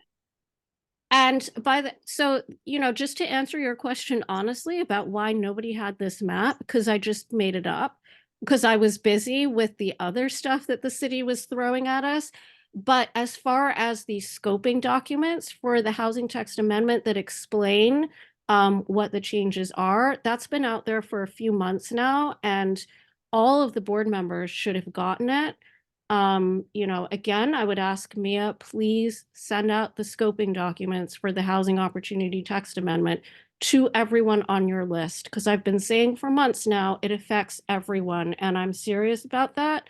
And please take the time to read it. It's a lot, but I'm trying to tell you this early before it drops.